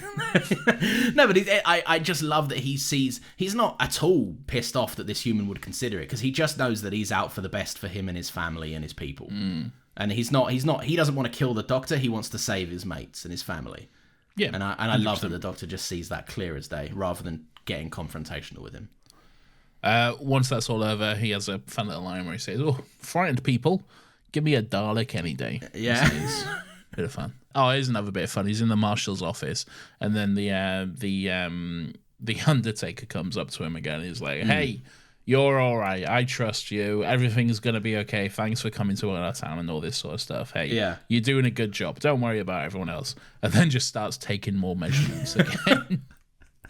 Yeah. I want to know what he thinks is going to happen if the gunslinger comes in. Right, business is booming for this man. He must be secretly hoping for a few guns. Yeah, maybe he's already got the marshal, so exactly. Yeah, he should be measuring him. I think he's just out in the sand. He's measured them when they're alive, doesn't he? He pre-measures them. Yeah. Fucking morbid. Oh, it's my appointment with the Undertaker today. Everyone's got to get measured at one point, right? The Undertaker goes, "You going to die soon? Do not eat any more than you would normally eat, or less." You stay Sure about thing. this size. Sure thing, Undertaker. Don't do Anyway, any Lawrence, of Nathan's workout videos, he says. Shut up, you. Anyway, tell us what happens next. So there is a banger scene. So once the Undertaker leaves, you get this kind of almost like a little bit of a pissing contest between Pete and the Doctor, where Pete is kind of not goading him, but saying it would be so much simpler if it were black and white. But the fact that I'm also this kind of, I'm the guy that genuinely wants to do right by this town, and what you see as a war criminal, like it just bewilders the Doctor, and he's really kind of trying to push on his buttons, and I love this kind of. What do you think about it? This kind of dynamic. Yeah, I think it's good. I think it's very interesting. I like the way that the Doctor kind of like comes back at him for that, and he's like, "No, I see what you're fucking doing here. You're like, you're deciding how you pay your own penance for everything you did. You've decided like what your punishment is. And hey, good punishment, nice hours, nice and convenient for you and stuff. All pretty good stuff. But he says justice doesn't work like that. You don't get to decide when and how your debt is paid. Yeah. Which is true. Yeah. It's true, and I love the irony that it comes from the Doctor, who's pretty much famous for the character trait of running away from his problems and trying to make up for it by doing good where he lands. Yeah, but that's true. That is true. But there's no one to give him justice, though. That's the thing. Yeah. He killed them. All right. he killed everyone involved. Okay? It's fair, yeah. And so as far as he's concerned, he's like he can't face justice. Unfortunately, if he could, he probably would. Really, I think that he'd like. Yeah, he'd take himself to some prison or whatever. He's not like fucking like, no, fuck that, man. He'll do it. But yeah. Well, it comes about because there's the difference between him and Pete. Pete's chosen a comfy, cushy penance, whereas the Doctor, the only way he can kind of make up for what he did is by just this unrelenting need to be the best person at all times, even when it's not convenient, like we see in this episode. Which I don't know. I see what you mean. I just think it's a nice comparison between the two of them. Really. I think so too. Yeah, I think so too. So Pete also says, we get insight into Kala culture here. He says, I love this. I love this so much. In my culture, we believe when you die, your spirit has to climb a mountain, carrying the souls of everyone you've wronged in your lifetime. Imagine the weight I will have to lift. The monsters I created, the people they killed. Isaac, he was my friend. Now his soul will be in my arms too. Do you see why I fear death? Brutal. It's fucking good, man. It's nicely written, and I love that, again, this is the second point in the episode where the Doctor is kind of, his input has been needed, but he's fallen a bit silent. And I just I don't know if this is what's happening, I don't know if this is what was intended, but I love the idea of the Doctor picturing what his mountain would look like and how many souls he would have to carry. Insurmountable. And that's the thing I love about it the most. It'd be fucking hell of a lot more than Pete would. It's absolutely true. And I do think you can sort of. It's not mentioned. It's more sort of subtext than anything. But I do think you can see the Doctor thinking about that for a moment and thinking exactly about how many lives would he have to carry up that mountain.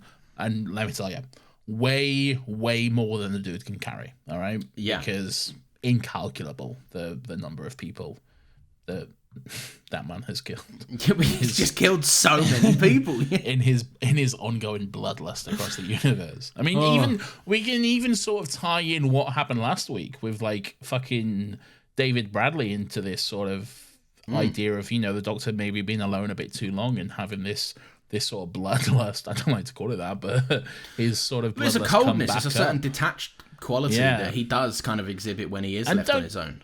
And don't get me wrong, I was all like, yeah, fuck David Bradley, kill him. And I stand by that. But it is, you know, it's not usually the choice the Doctor makes. No, the Doctor should be better than two podcasters going, fucking kill this guy. I stand by it. I stand by what I said. But the Doctor still kills. But that's why we would never be picked up to travel in the TARDIS. Because we would be there goading the Doctor on. Especially not after your slur earlier. No! I can't take you anywhere. Everywhere the TARDIS lands, you got something. Right, we can breeze through some of this because time's marching on. So the Doctor stands in the town centre at 5 to noon. The townsfolk are praying in the church. Amy is watching Pete in the cell, and the gunslinger kind of spawns and teleports in, and he steps right over that self-imposed line that apparently he couldn't step past all this time. He steps past it when the clock strikes 12. Exactly. He walks into the town and he has this sort of standoff with the Doctor.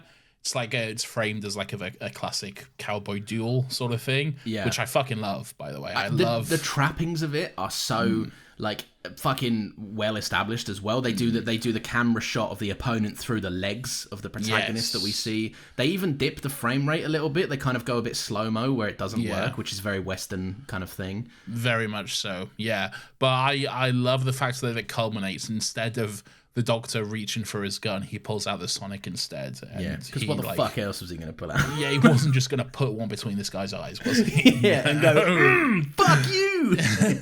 Yeah, I love that he pulls out the Sonic and just basically causes a big, massive distraction, basically. So it can kind of like confuse and disorientate the gunslinger, and that gives him a chance to like put the plan into action and to get the ball rolling. And there's a secret plan. There is underway. A secret plan. We didn't know this. We didn't see this, but clearly they had a lot of time between then and noon to assess this kind of thing.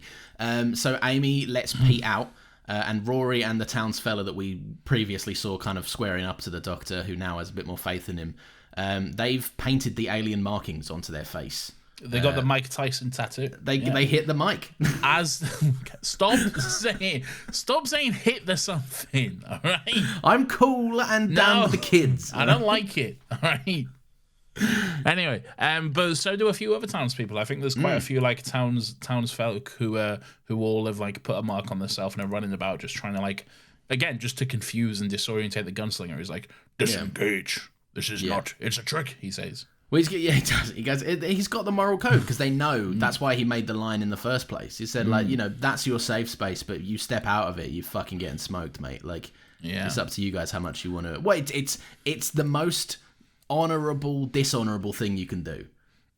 Essentially, holding a town hostage. But you know what I mean. Yeah. So I like that the townsfolk are kind of helping in. But we see that the gunslinger starts to stalk a church. Once he realizes it's a trick, he goes, "Fuck you, right? I'm going to just work through these buildings one by one." He walks past the church and he hears a few books fall over as a little girl knocks over some books. And he's like, "They're in here. I'm going to fucking kill them all. I'm going to smash this door down and blow up this little girl's head." Yeah, so he busts open the door. He's getting ready to kill, and then he sees a little girl looking sad. So he goes, actually, no, I won't do that. I won't kill you today. Yes. Yeah. I won't. But best believe I'll be back, little girl. But trust me, I'm bad and scary, and I would do it, all right?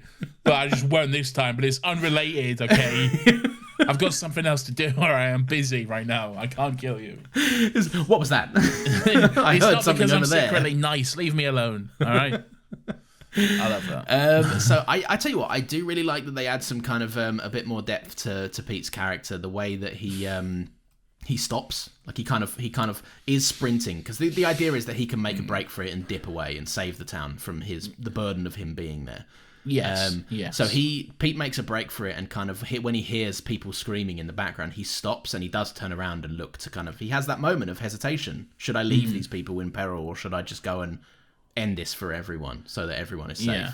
And the doctor's and the doctor's like, get the fuck out of here. I can't save them while you're here. Go. Yeah, get out you of are here, fucking idiot. up what you've already fucked up, Pete. Would you please get out of here? Yes. And the doctor's put on a new jacket for some reason. What is this jacket? I don't know.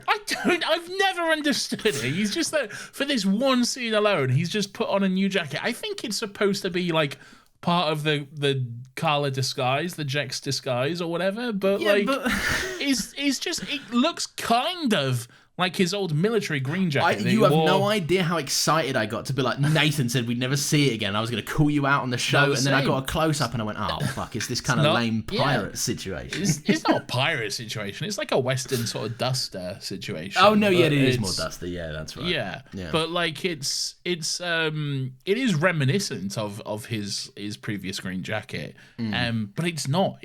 I don't know. It's just weird for him to be like, I'm going to put on this jacket. Yeah, it is strange. It is weird. But hey, it works in mysterious. To be fair, he's embraced the gun belt and the hat. So just... Yeah. Why not go the full hog? Exactly. Yeah, half committing. So Pete rather quickly gets to his ship, I will say. He's there in a flash, mate. Yeah, and he didn't kidnap any horses either. He just I guess he's just sprinting. Maybe when he's off screen, the Carla have got like super muscular legs or some shit. Yeah, maybe they're just fast as fuck, man. Yeah. Maybe they're just whizzing around. Maybe they've all got like just the Flash powers or whatever. Who knows? That's how they've got time to do all the war crimes that they have. Yeah, maybe. They can run from one lab to another quickly. So he gets to his ship and he uses the communications array, whatever, to speak with the gunslinger, to speak with the town, basically. So he asks him like where he's from. And I can't remember what he says, but he's like, "Oh yeah, I know that." He goes, "I'm off the F1." No, fuck! I fucked it up. He's off the F1, is he? No, I'm in the F1. I was gonna do a Gavin and Stacey joke. He's off the Formula F1, is he? No. You fucked up. I think you mean the M1, Lawrence. Oh, you got me. It's true. And I said that slur. And you said that slur as well. Fuck. Quite the faux pas for you. Nathan, we haven't got time. Under 2 hours. It's doable today. It's true. It is doable. So the gunslinger says that he will find Pete. Like, no matter where he goes, if he has to tear the universe apart, he will find him no matter what. And Pete is like, yeah, no, you will. I get that. Like, I fucking get it. And that will basically just deny the inevitable, and more innocent people will get caught in the crossfire. So, fuck it. I'm going to top myself. Here we go. And he does. I tell you what, I really like the exchange where he says, when this is all over, will you go home? And he goes, I can't. I'm a monster. You made me a monster. And then Pete just goes, so am I. And it's do you know what? While I think, like I've always said, I think it's a little bit underbaked, but I really like what it represents. I like that it's a character that kind of comes to God in the last moment. Yeah. He says he's ending the war for both of them, and he activates the self-destruct sequence on his ship. He says that he has to face the souls that he's wronged, and that he hopes they will be kind. Yeah. And then, the ship blows up, and Pete is killed. I love that inclusion that he said he's ending the war. He goes, I'm ending the war for you too. Like, it's because before, like, it could be construed as cowardly. Like, I will never win this cat and mouse feud, so I'm just going to die on my own terms and deny you that revenge. But he's actually doing what the Doctor did to that boy earlier. He's saving the gunslinger from having to kill anyone. Yeah. That he doesn't need to. Like, he's like, I'm ending this for both of us. You are better than killing me, and I'm sorry I made you a killing machine. You don't have to kill anymore. It's beautiful stuff. Yeah, I loved it. Is this a certified banger? Might be. No. But it's good. It's good. It's not a certified banger. All right, I'm leaning towards it. I know it's not my call. I'm just saying. It's not your call, and it never will be. All right? But it's good. All right. So Pete's dead. And then the gunslinger says that he will walk out into the desert and self-destruct. Yeah. The Doctor's like trying to stop him. He's like, "Hey, no, don't do that. No, don't kill yourself. You're so sexy," he says. Yeah, he does.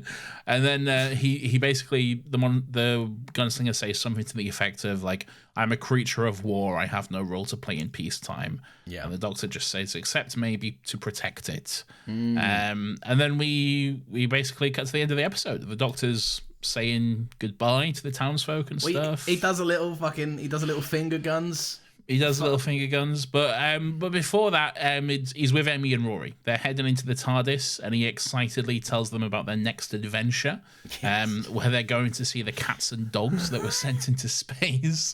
Not the cats, the monkeys and the dogs. Was it monkeys and dogs? They weren't sending cats to space. I think they sent cats into space. They sent all kinds of shit into space. They did, but the Doctor says monkeys and dogs. All right, okay, I apologize. I must have heard and dogs and assumed cats. Okay, but okay, I apologize. Monkeys and dogs that were sent into space, and there to see what really happened to them. This has to be an episode. This is one of the most exciting concepts I've ever heard, and it's a throwaway gag. Well, maybe it could be one day. But one day, well, who never knows. Amy then asks if they can leave it a while, since their friends will notice that they aren't aging as fast as them. And the dog's like, haha, yeah, no worries, that's absolutely fine with me. And then once they're in the TARDIS, he's like, fuck, I'm sad, I have no friends. I hate this. I hate that I'm so perpetually alone. Yeah. I'd see what, she's not my choice, but Amy could be a weirdo this week, right? Mainly because of the fact that, she's like, the Doctor, you turn into a murderer when you're left alone. And then he's like, all right, come on then, friends, and they're like, no. Lend him one adventure to help him out. He's in a dark space, all right? This whole thing about this series 7 has kind of had this running theme so far of the Doctor and Amy, of them, Amy and Rory kind of putting some distance between themselves and the Doctor and balancing their life and their life with the Doctor. And that all comes to head next week. Next week is kind of how we deal with all that stuff. So I am excited. I have no recollection of what happens next week. lots of stuff to look forward to and get our teeth into. And a familiar face I saw very briefly in the Next Time trailer. Which familiar face, yeah. Familiar face shows up, yeah. Well, not David right now, but not right now, but they will be a familiar face for times to come. Yes. Doc says goodbye to the townsfolk. Has a little gunslinger handoff, standoff with the little boy. All good stuff. And basically, the gunslinger is now the marshal of Mercy. And they go, my town was filled with nonsense long before the Doctor arrived, but my great-grandmother was a little girl. My grandma was a little girl, and she saw a robot. She's the one man. that dropped the books and almost fucking got everyone killed that We time. got our own thing going on in Mercy, let me tell you. I like he's got a little smile on his face. He's the new marshal. It was He's nice. a nice boy. He's got a lovely little smile. I want to give him a hug and a kiss. He is terrifying to look at, though. Lawrence, please. Be nice. Anyway, time for this. Weirdo of the Week!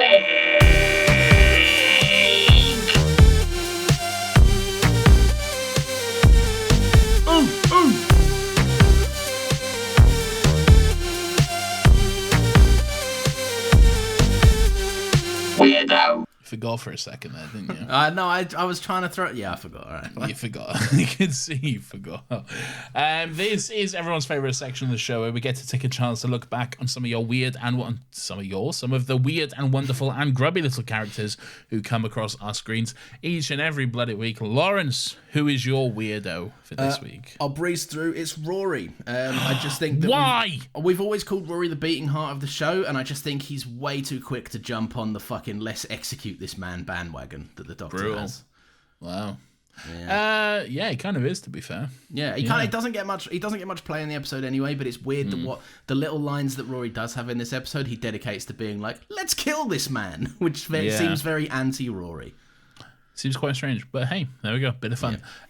My weirdo is all the people who were driving the supply wagons and the reinforcements who came to a single barrier made of small, easily movable pieces of wood and stone and thought, how the fuck are we going to get past this? They might have been shot on the way. You don't know. Are you kidding me? You just move them. Just kick them to the side, mate. I don't think that was what was stopping them. I think the gunslinger might have shot at the tyres or the wheels or whatever. Tyres? You know what I mean? The wheels. It's synonymous with a circle, all right? No. It's stupid, all right? They'll fucking just move that little barrier to the side. Okay, also, it takes the gunslinger like half an hour to show up anyway. That's true, yeah. He does have to get around a little bit. And he does it in like dramatic phases where he'll show up in the distance and then he'll get a little closer and then a little closer, just for dramatic effect, you know? I liked it. I thought it was fun. I liked his character. I thought he was a good time. Hey, I did too. I'm just saying. There we are. All right. Still got thoughts time? Still got thoughts. Oh, actually, I'll put the theme in. I made you a theme. Did you see it in Discord? No. Why would I see them? Whatever you put in Discord. You're You're never in Discord. I'm in Discord. You're never in Discord. Not right now. That would be unprofessional of me. It's still got thoughts.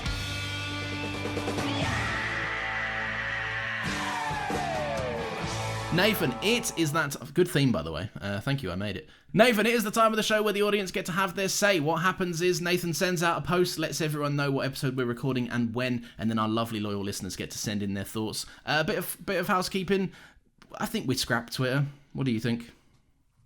I tried. I'm not having this. I tried, and you sent me 2 increasingly threatening pictures of your face close They up. weren't threatening in any way, okay? First of all, but you also said we'll talk about this later as well. All right, well, and here we are. We didn't.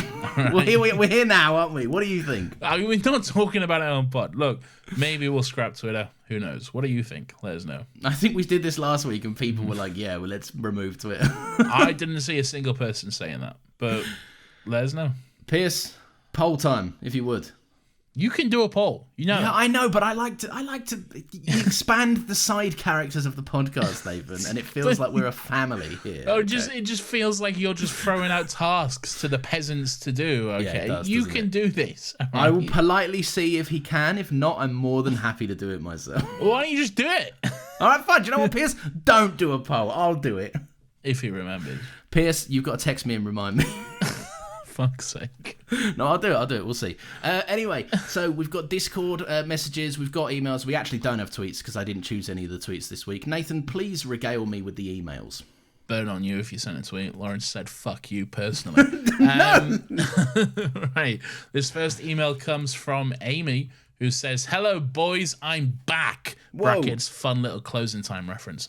Hell yeah, a town called Mercy. Love this episode. It's got Doctor Who and cowboys. The only thing that could make it better is Spider-Man and Ben 10. Haha, foreshadowing. What are they? I don't know what. I don't know if Spider-Man and Ben 10 make an appearance in episodes to come, but there we go. There we are. If you couldn't guess, I really like this episode. I think it's really fun and has a good story. Also feels like 11's look really matches the Old West aesthetic. The Doctor holds a gun and threatens to kill a guy. Rare sight, but always fascinating to see. Like, ooh, he mad. Another language that the Doctor speaks horse. Alien guy Jax, was flying a big egg. Cyborg cowboy be cool looking. Funny though, this been the same town as Back to the Future. Like it just isn't, but funny idea. This week's weirdo, I don't know, Jax and Big Egg Ship, I guess. But fun question for the two of you: what fictional character do you think could be a fun companion for the Doctor? I would say Marty McFly from Back to the Future, with specifically the 12th Doctor. Or Ben Tennyson from Ben 10 with any Doctor Who watch. Gonna come in handy, but like to hear what you pick. I think that was the foreshadowing. I see. Okay, because I was racking my brains. I do not know of a Ben 10 in Doctor Who. I also know nothing about Ben 10, so. Fictional character, I'm gonna go with Gavin from Gavin and Stacey. Okay. All right. Great. No, I'm gonna go with the I'm gonna go with Tom Hanks's prison warden from the movie The Green Mile. Okay. Why? You go back in time and make it right, Nathan. Okay. You could save him. But we know they can't do that, though. They can try. Okay. Who's your fictional character? I would say the girl who goes on a date with Bucky in Captain America in 1940s, who is played by Jenna Coleman. That's what I'm saying. That's very specific. Yeah. All right, I'll take it. Yeah, fine. So there you go. Sorry, I'm really sorry if you wanted serious answers. Yeah. Anyway, thank you, Amy, not Pond. This next email comes from Sam Nixon. Hey. Subject line, yeehaw. Nice. It wasn't pronounced like that because it's an email and they're not pronounced, but I just thought I'd add But you're adding your Laurence Olivier colour to it like you do. Sure. Hello, boys. I love me some cowboys. You know what I love more than cowboys? Doctor Who and cowboys. This episode is probably only my true highlight from this season, but there are a couple of great gems coming up. Brackets, sorry Nathan, but this season's a bit all over the place in my opinion. Ooh, there's a fighting words. It really captures the frontier spirit with the passion to push humanity, Carla Jack streetlights, yet right on the edge of what it means to be human, sacrificing people to the gunslinger, all encapsulated in its isolated surroundings of the American desert, brackets, Spain. It also has a lot of things to say about the misgivings of war. Perfect for its setting of 1870, just 5 years after the Civil War, where brother fought brother. And from this, we get some standout performances from Matt Smith and the man who ingrained the words "rumpy pumpy" into my dad's vocabulary after that episode of Miranda. There you go. Okay. The soundtrack slaps, and I like the idea of an immortal watchman with a tragic past of war who comes down from out of town to help the innocent. I wonder when they got that idea. Anyway, Whithouse for showrunner? Question mark. All the best, boys. Looking forward to Lawrence's pun next week. Keep on legging. Hey, Sam. the pun's getting some love. Like that. We'll see. Thank you very much, Sam. Whithouse for showrunner. I would say no. And What because, else has he done? I don't know. You're asking me? I don't know. You fucking look it up. I personally am in the Kate Herron camp for next showrunner myself. Rogue writer? Rogue writer. Also Yeah. directed Loki season 1 as well. I'll be down for it. School reunions are Toby Whithouse. Oh, definitely not then. Nah, showrunner. I tell you what, spin-off. Spin-off. You get your own show, Toby Whithouse. Another male show writer, Lawrence. Oh, really? He's got me there. Fine. And look, and suddenly I've been undermined. I can't say anything else. I got it. Have you got another email? Yeah, I do. I have one last email. This one comes from Nat Catarino, who says, Hey boys, I thought I could condense my thoughts for the Still Got Thoughts Discord channel, but as usual, I had too much to say. My main issue with this episode is that it doesn't fully delve into the similarities between the Doctor and Carla Jax. They have both committed war crimes to save their race, they have both sought to make up for their actions by helping other planets and people, and they've both used their knowledge of advanced technology to advance civilizations. There's a better story to tell here, comparing the Doctor's genocide during the Time War to Carla Jax's forced torture and conversion of his citizens. When Carla Jax explains that he created the cyborgs and ended a 9-year war in less than a week, he is glass reflected darkly by the Doctor's actions in the Time War, but all we see is the Doctor standing in judgment to defend those who died. Carla Jax points out their similarities, but the script dances around the Doctor's reaction. It would have been better if the Doctor remembered what he did during the Time War and talked about regret, sympathizing with what it feels like to make those tough choices and live with them afterwards. Instead, we see him have what honestly comes across as a childish response to Carla Jax's war crimes. Yes, they are horrific, but the Doctor is usually more adept at understanding the character's motivations than in this scene. There's a way to read these scenes as this is the Doctor internally struggling with his actions during the Time War and projecting his self-hatred onto Carla Jax, but since it's never outright said through the script, it reads hollow. These lines also read hollow. You committed an atrocity and chose this as your punishment. Don't get me wrong, good choice, civilized hours, lots of adulation, nice weather, but justice doesn't work like that. You don't get to decide when and how your debt is paid. Hasn't the Doctor spent his life after the Time War deciding when and how his debt is paid? Perhaps he doesn't see it as punishment, but it is his way to atone. He comes across as a hypocrite, self-righteous, holier-than-thou, stereotypical American cop in these scenes. So I guess he's playing the role very well in that way. Doctor, don't go throwing stones from glass houses, etc. I would have liked to have seen a darker episode discussing each character's actions and the idea of justice, the rights of the victim, and the right of the war criminal to atonement. After all, the integral difference between the Doctor and Carla Jax is that the Doctor has no one to make him answer for his crimes, but Carla Jax does. Does that make Carla Jax the bad guy, solely because he can face punishment? My weirdo of the week is Carla Jax for not telling the Doctor that the cyborgs are programmed to be able to tell who you are, regardless of the markings on your face, because of that functionality in their scanning, all the subterfuge plans doesn't work. Also, as an American tired of postmodern interpretation of Westerns, and also not a fan of original Westerns, honestly, this episode's homages and overall tone don't do it for me. Either this is your reminder that the only people in America who like Stetsons are usually racist. Honestly, there's probably a similar cross-section for those who like Westerns. Sorry, not sorry. Thanks as always for an amazing podcast. The rest of Series 7A has some of the best episodes in this half of the series, and I can't wait to hear your takes on them. Lots of love, Nat, she, her, and Pearl Goblin 892 on the Discord server. Talking to you, Lawrence. I knew! Nah, you didn't. You fucked up that one time. Oh, shut up, all right? And You messed up. Nat, just definitely don't listen to the first 20 minutes where we gush about Westerns and Red Dead 2. Hey, all right, look.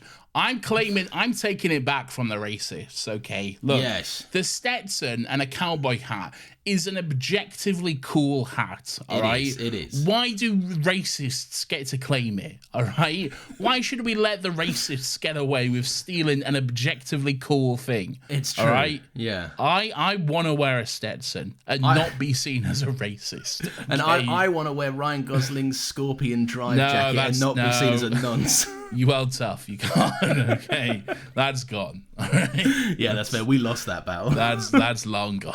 All right. We're reclaiming westerns and Stetsons. All right. Yeah. We're I would say reclaiming cowboy culture. I think we are. I would say with the Doctor, right? It's fine that you wanted to see something different as well, but I think that the Doctor coming across as a hypocrite, like that's. I don't think that's unintentional. I wouldn't call that a flaw with the episode. I just think that's an interesting character thing that they added onto him today. I think I include this email because I think it's a good different point of view because we were mostly quite positive about it, but it's interesting to see it from this other point of view, and I do disagree in terms. I think that I do think we got some of that stuff about the comparisons to the Time War and everything like that. I think Nat is right in saying it wasn't outrightly said. It was never specifically said that the Doctor's thinking about the Time War. So I think it is the subtext of it, and it is sort of you have to. Is kind of a bit of headcanon, I guess, because the episode never specifically mentions it. I wouldn't call it subtext being headcanon though. I think it's quite clear what it's being in reference to. A new viewer would have a hard time picking it up, but that's why new viewers shouldn't start with season 7, episode 3. Well, that is true. Yeah, that is true. But yeah, there we go. Yeah. Good stuff all around. I like the different viewpoint on it. To be fair, looking at through some of the tweets, the Discord messages, and the emails, people are more polarized on this than we seem to be. They are. They definitely are. It's not an oft celebrated episode. We'll say that. But we don't have long before the 2-hour mark. Maybe I've edited it down. Who knows? But we are kissing 2 hours here. So well, let's go. Let's fucking roll. On with the Discord. RW Vasquez says, definitely not my favourite episode, but I think it's a really interesting concept for a story. Is Jex worth sacrificing a town? No, but is sacrificing him the right thing? It's a concept that gets played with a lot of the 12th Doctor too, and I think to greater success. I can't speak to that. Would you agree? I would agree, yeah. There we are. Interesting. This is I kind of foreshadowed this earlier with the horse situation. This is a message we got in from Ari on the Discord. It's a two-parter. Haha, get it? The horse is transgender. And then followed up on expanding on this a little. I hear a lot of people say the Doctor isn't misgendering the horse. The horse is a boy that wants to be called by a feminine name, and the Doctor is pointing out the gender expression doesn't equal gender identity. And it would be great if that were true, but I think that might be a little bit too much credit given to this particular writer in this particular year. Yeah, that's fair. Like I said earlier, I don't think it was ever intended as any kind of commentary on either side of things. It was never supposed to be trans rights, but it was never supposed to be haha, fuck trans people, you know? Yeah, it's a fun joke that people have since kind of taken in a different way because there's been a lot more conversation surrounding what the joke is about. Yeah. Yes, and it's just kind of unfortunate that because we have moved on from that type of stuff, we do now kind of look back on it and go, not the best, but you know, it is what it is, I guess. It's not ill intent, but I think Ari summed it up there. People are giving too much credit to it, but in the same vein, it's also not a fucking jab, I don't think. No, I don't think so. Yeah. Doma I've got a few, by the way. I've got 2 more. Doma says, a certified banger, which, as we know, is not their place to say. But that's fine. When people crap on season 7, this is the episode I point out to show them it isn't as bad as people say, and there's still a lot of gold there. A great moral quandary in a fun, lived-in town leads to an engaging episode with no easy answers, showing the damaging effects of war even after it's long over. I would agree. Yeah, very much so. Very cool stuff. And the last one comes in from Lewis, and I've included this because I felt mean, because it is the first time that Lewis has written in. Hi, first time I've actually written there's in. There's a little tip for everyone. Even if it's your 30th time writing in, just say it's your first time, and you'll get picked. Yeah, so don't worry about it's a little cheat code for everyone. Yeah. Hi, first time I've actually written in to Still Got Thoughts, because Twitter is a hellscape, and who uses email? Burn on the emailers. I use email. Nathan uses email to read out other people's emails. So that's true. That's the only reason there's at least 4 people using email this week alone. There we go. We got him. Anyway, the ep. Honestly kind of underrated in my opinion. Susan the Horse is the best character, lol. Honestly, just a fun story, and I love... there's extra O's there, so I added that for flavour. I love the double-sided nature of Carla Jex. Is that a Carla Jex? Yeah. Oh, okay. So they just shortened it to Jex the whole time. This was a very big point in the episode. That's his name, College X. Oh, I thought it was Pete. But like Amy, come on, what the fuck were you going to do with that gun? Stop being stupid. It's fair. Amy didn't have a good hand on the gun. It's true. Yeah, that's fair. That is it for the Discord messages and the emails this week. Thank you, everyone, for writing in. That was very nice. Thank you. I love you. Lawrence doesn't. No, I do. And that brings us to a close. Thank you very much for listening, everyone. If you've enjoyed the episode, please feel free to leave us a little 5-star review. That would be cool. You can follow us on Twitter at StillGotLegsPod, and you can email your thoughts on over to the StillGotLegsPodcast@gmail.com email address. We have a Discord server. The link to join that is in the show notes. And a massive, massive thank you to Nina and for Pierce. Nina for the short form content, and Pierce for being the Discord manager, being the marshal of the Discord. Yeah, we gave him a little badge. He's got a little badge. We've got little badges actually. Yeah, but he gave it to himself. He showed us that we could make badges, and then he kindly peek behind the curtain in the mod chat. We had a dispute about something in the mod chat once, and we had our new badges, and Pierce said, "Please stop arguing in all your finery, boys." I think that was in the general chat. Oh, was it? Oh, okay. Yeah, yeah. If you feel so inclined, we also have a Ko-Fi link in the show notes if you want to help us out with the running of both of the shows. That would be very cool, but there is no pressure. Everyone is always welcome to enjoy the episodes forever and for free. And speaking of both shows, Nathan, we have another podcast as well. We certainly do, Lawrence. It's called Another Happy Pod. It's our main... It's not our main show. This is our main show now. This is so far our main show. It's our pop culture rewatch... Not rewatch, fucking hell. It's our pop culture podcast where every week we discuss something from that realm. And yeah, again, mostly X-Men movies. But some good stuff on there. I'll tell you what, if you like us arguing, listen to that latest episode. Yeah, there's way more. We're normally in kind of a similar... If you think we argue on this show, oh my God. Yeah, so I think we definitely argue a lot more on Another Happy Pod than we do on Still Got Legs. I feel like our tastes widely diverged about 2 years ago, and we've been recovering since. Massively. Thank you very much for listening. We will see you next Monday at 10 a.m. for hopefully another 2-hour episode. Congrats us. We'll see. I love you all. Stay safe. Kisses. Aww.